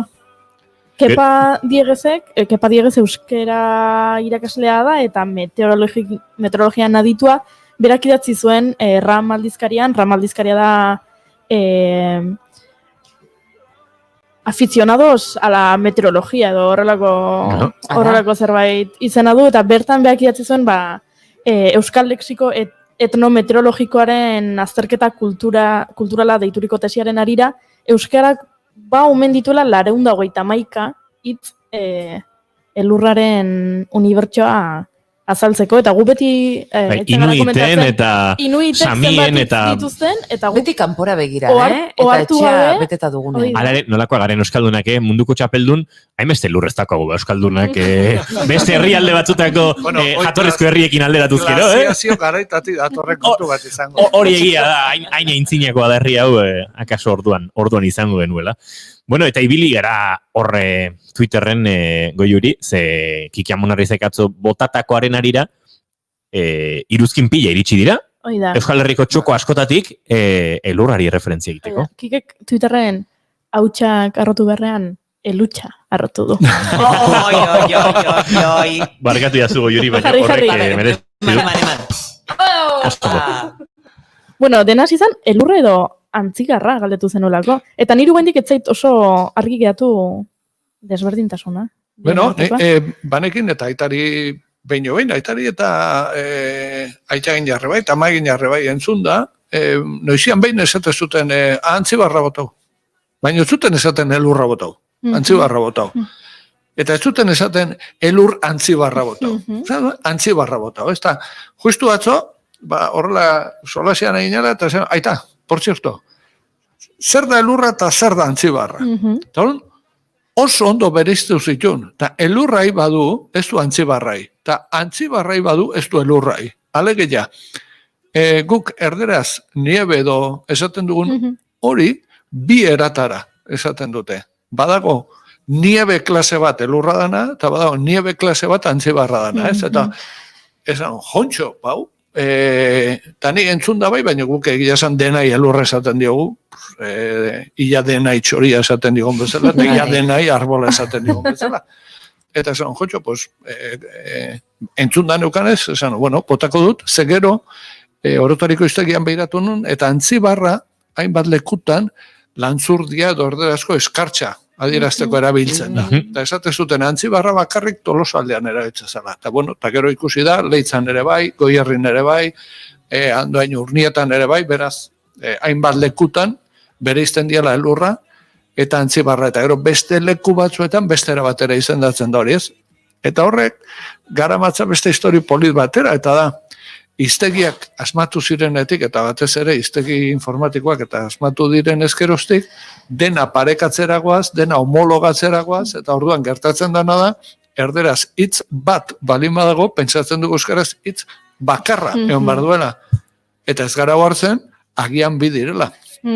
Eta orduan, hizkuntza nola baita esateko, kasu honetan pobretu egin dugu, eta iruditzen zait, polita dela ere, matiz hoiekin jolastea, eta matiz hoiek ere transmititzea, eta bueno, eta gero atera dia horre, gauza asko, bizutza, ez da, bizutza nik ere entzun da neukan, baina, bizutza, hori, baina ekaitza da, baina da, ekaitza eta ura eta elurra daukanean, eta orduan, ohartzen zara, guretzat eguraldi ona eta txarra diela.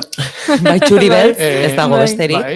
Euria ari du, eta, bueno, xirimiria... Bueno, horretara iristen gara, bai. Eta illa astu zeko zertzen. Eta orduan, matiz guztioek nola ari garen galtzen, ez? Eta iruditzen zait, bueno, matiz horiek jabetzea, matiz horiek lantzeak ere, bueno, polita dela, ona dela, eta horrek ere, bueno, naturarekiko gure harremana beharko katzeko ere balio lezakela, ez? Eta, bueno, ariketa hori, eta, bueno, egia da gero atera diela, zuk esan duzun bezala, sekulako itzpila, ez? Gero, bada beste bat, eta horrekin lotuta, gero lantzurda azaldu da, eta gauza bada ihintza, eta beste da lantzurda, ihintza bustia da, eta lantzurda da ihintz izoztu hori. Bai. Baina Tolosa inguruan badukagu ihintza esateko beste ez bat ikeragarri polita eta da basura. Ara? Bueno, esango dizut, zuek hemen mikroklima badaukazue, seguro. Hemen hotz gehiago egiten du Goierrin baino. Hoi da zure tesia. Jakina nire tesia dela, hemen etorri izan naizelako grabatzera eta lanera. Gipuzkoako orinala zela esatzen ziguten. Ara, zerbait badago, esaten dizuet, bereziak zarete, zentzu guztietan. Ez da gitara, ez duzen Tolosarekin oskaldun guztiok, ze joan zaitezke ez dakit aldudeko baiarara, eta bertan Pantxoak esango dizu, eske Tolosa notza hundia dezu, eta zu, baina, hemen baigorritik gora asizkeo, Durango aldea jotentzea, eta bertan esango dizu, Tolosa notza hundia dezu, baina, ez Goierrikoa datoz, beterriko esatea, hemen hotz gehiago dezu, eta Donostiarrek ere esaten diguti hotz gehiago dugula. Eta Leitzarrek ere esango digute, oraindik Naparrek ere. Zentzua badua, ala jaina esan nahi dut. A ber, hitz bat baino gehiago badago gauza bera esateko, zerbaitegatik izango da, akaso hemen Tolosan sentsibilidade eta klima berezia duzuelako. Hori orokorra da, Euskal Herrian dagoela. Are gehiago, egun hauetan, bueno, atzo, bargaueko kontua delako guzti hau, ez? Baina gero azaldu dira, euskera galdutako leku batzuetan, oraindik ere nola erabiltzen dituzten euskarazko hitzak fenomeno meteorologikoak izendatzeko, ez? Eta hor bat zeuden batzuk oso politiak, erronkarien esate baterako urtzen nahi den elurrai txarpaleta, esaten diote, erderaz, ez?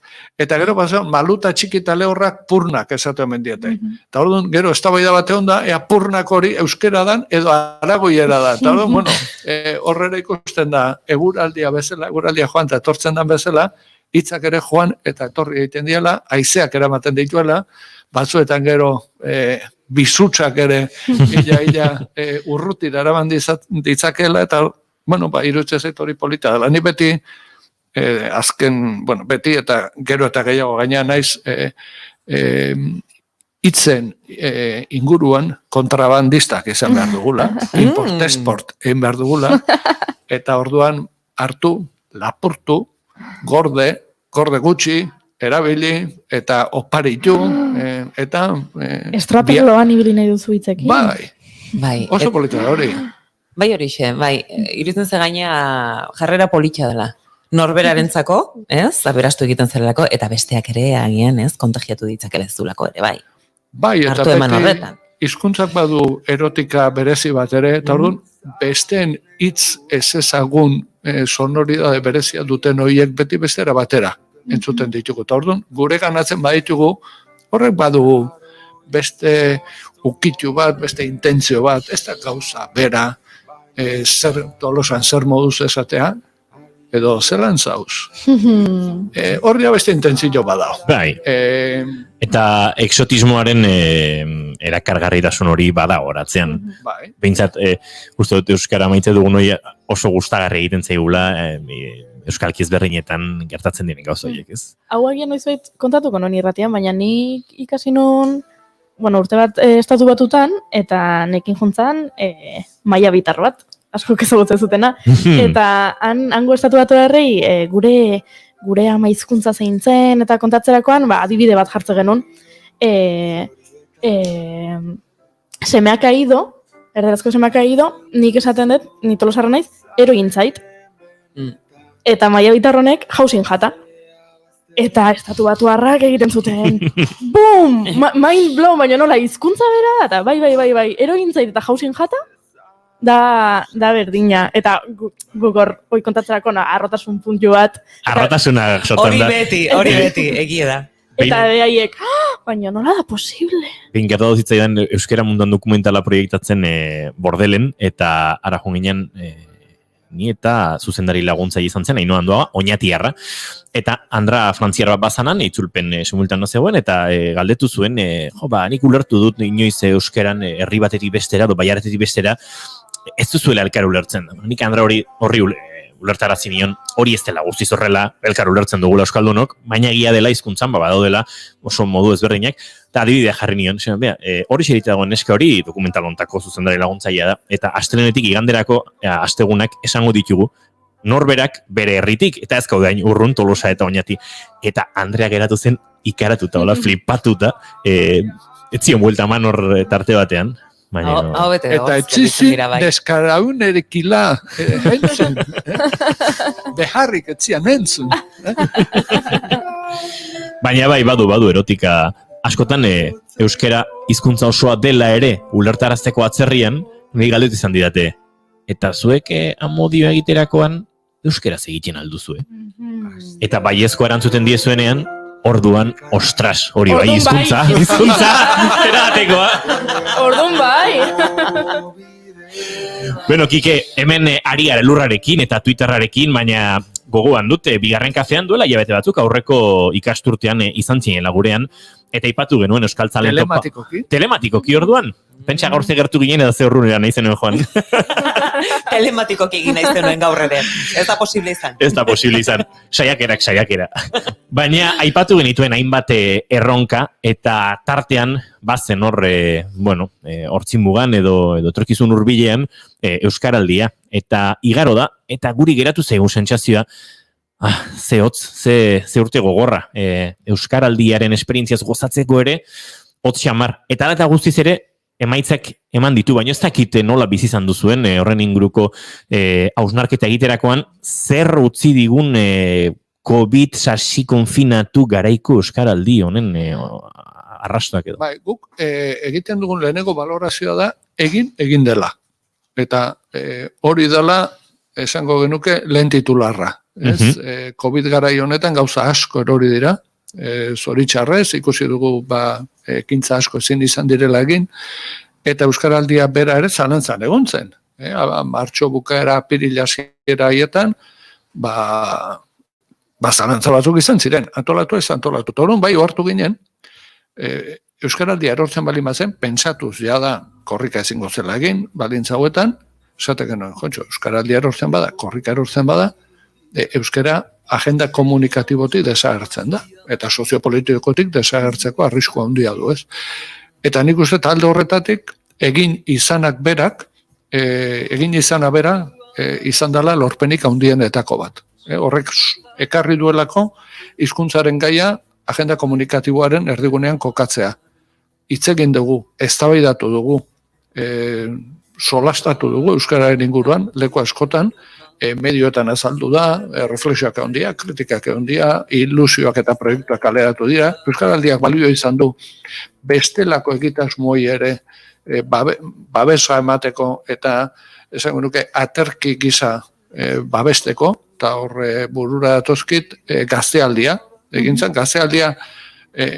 zen euskaraldia bazetorrelako, bestela etzen egingo.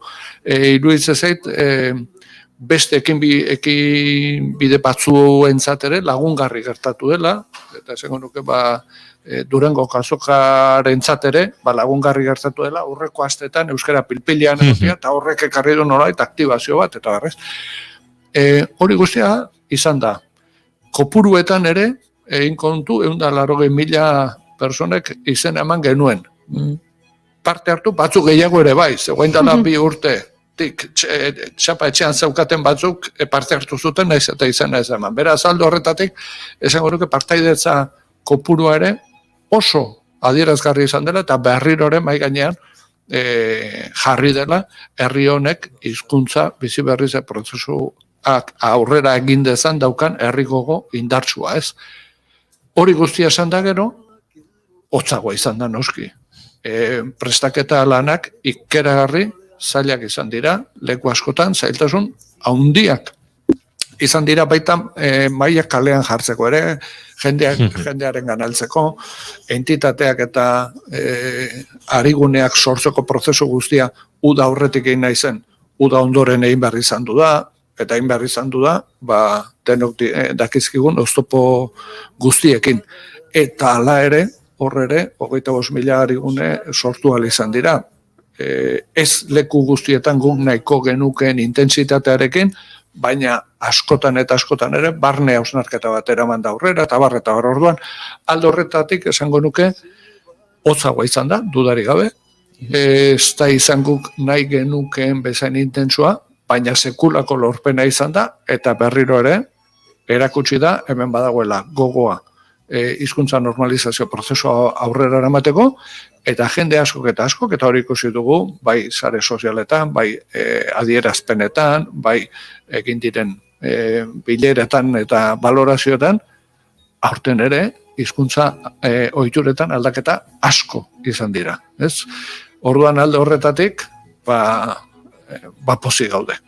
Pozik gaudez, neronek ere, urrian galdetu izan bazen idaten, esango nizuen, ea lortzen dugun eta baina barruan beldur eta zalantza handiak dituen neronek ere. Baina zuk esan zenun txapek superbotereak ematen dituztela, orduan zalantzarik ez?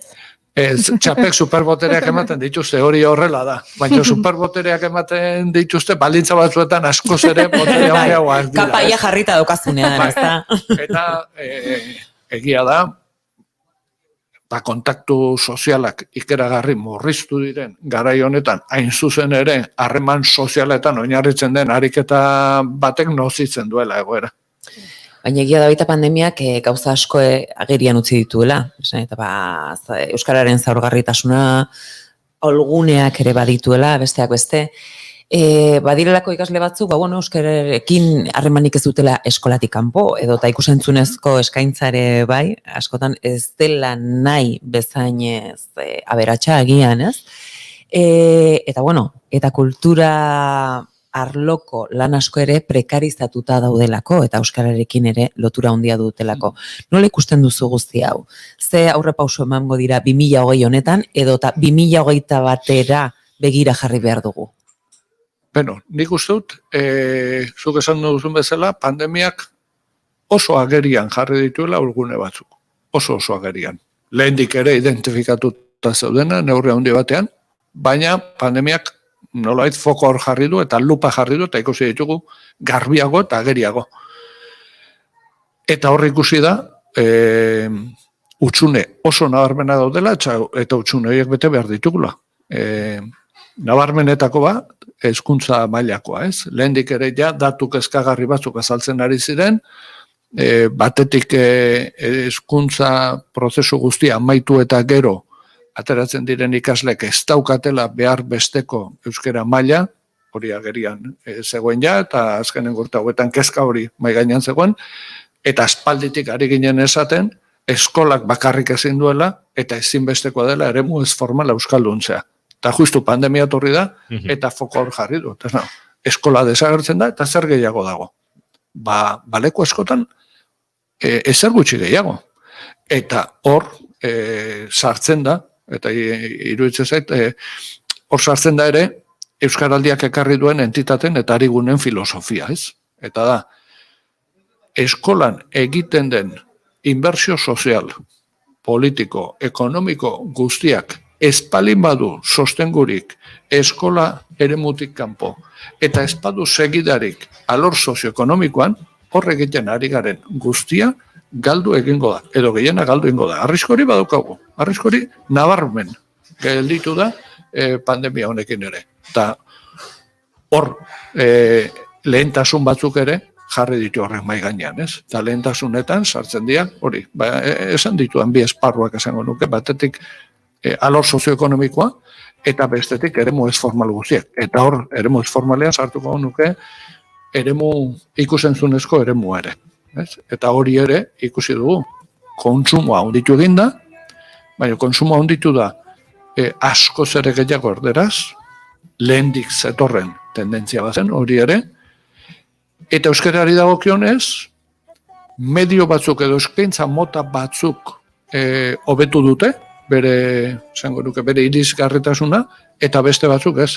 Eta gaur jakin ditugu EITB-ko datuak, eta hor ikusten da, EITB bat esate baterako, justu euskarazko medio gehienen konsumoa handitu den testu inguru honetan, naiz eta erlatiboki erdaldunekiko esango nuke hobekuntza hori ez dela hain nabarmena izan, baina justu testu inguru horretan ETB batek galdu egin du.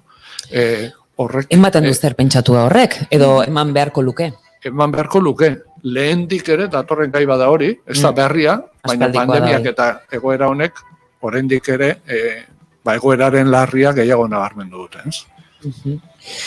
Konfinamentu ontatik abituta, iritsi ginen gu kalera, lokalera, bapatean hasi zen martxa, denboraldi berria, eta iritsi zen Euskaraldia. Eta egin genuen gure streamingen horrelako logo eder bat, bigarren kafea naiz irratia eta ahobiziren txapa. Eta Euskaraldia amaitu zen eta ez dugu kendu. Ez, baina ez zaiguaztu. Badakit, baina kaso kikeri baimen askatu beharko diogu. Egia da. Manten aldaiteke txapa hor Euskaraldik kanpo edo ez genuke behar. Duela 3 urtetatik, eta ez da aldatu. Horrelako lekuetan gaina leku publikoa erigune edo diren hauetan horrelakoak mantentzea ez dauka kalterik. Bai, galdetzen digutenean, bueno, eta kalean, baino txapak, eta beti esaten dugu, bueno, txapen zentzua batez ere egun horietan pentsatuta dago. Ez, azken batean, ariketa mugatua da, masiboa eta mugatua, horrek ematen dio indarra. Hortik aurrera, iruditzen zait, txapa asko edo txapa batzuk ikusiko balira urte guztian zehar, eta gero berriro txapa, orduan, nolabait esango genuke inpaktu sozial hori galtzen du. Masiboki erabiliko balira. Gero badaude persona batzu, eta nik ulertzen de batez ere agian, euskaraz egiteko ohitura ez dutenak. Edo beren buruari superbotereak eman nahi dizkiotenak, zailtasun handiak sentitzen dituztelako euskaraz egiteko, edo jendea beraren gana euskaraz hurbiltzeko, eta niri txapak asko laguntzen dit, pues ez da zer gertatzen.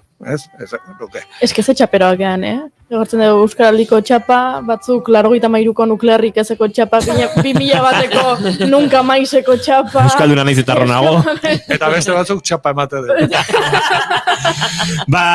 Ez da egia, guk txapa luzeago entzungo genuke gustora, baina arratsaleko 6 gainean ditugu, eta Kika Monarriz agurtu egin behar dugu. Beraz, beste batean, horrela, arazorik gabe eta galbiderik gabe egin dugu itzordu berria. Turismo egin gabe etor zaitezke. Bueno, saiatuko naiz. Eskerrik asko Kika Monarriz, eta esan dakoa guke aitzaki gutxi behar dugu bigarren kafera Kika Monarriz ekartzeko, beraz aurkituko dugu. Laister edo berandu baino lehenago besteren bat. Gustara etorriko naiz. Eskerrik asko, eta entzulei ere, eskerrak horruinen bestaldean izateagatik, guk agurtu egingo zaituztegu, Olat Salvadorren euria kantu honekin, euria elur bihurtzen ari den honetan. Biarrez gatoz. Falta motako gaituzue, baita guk zuek ere, baina ostegunean hemen izango gara, Oiana Maritorenarekin gainera. Maitena Salinas datorren aste arte arte. Plazerra Euskal Herria, muxu potolo bat, eta gau polita pasatzen duzu. Goiuri, zu biharrez baina ez ikusiko zaitu.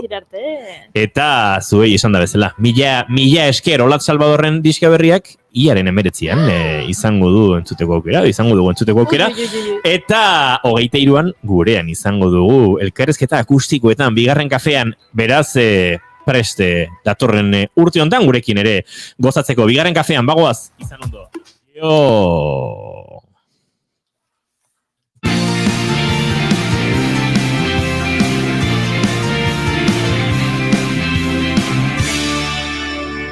Bigarrenak ez direlako beti okerragoak. Bigarren kafea.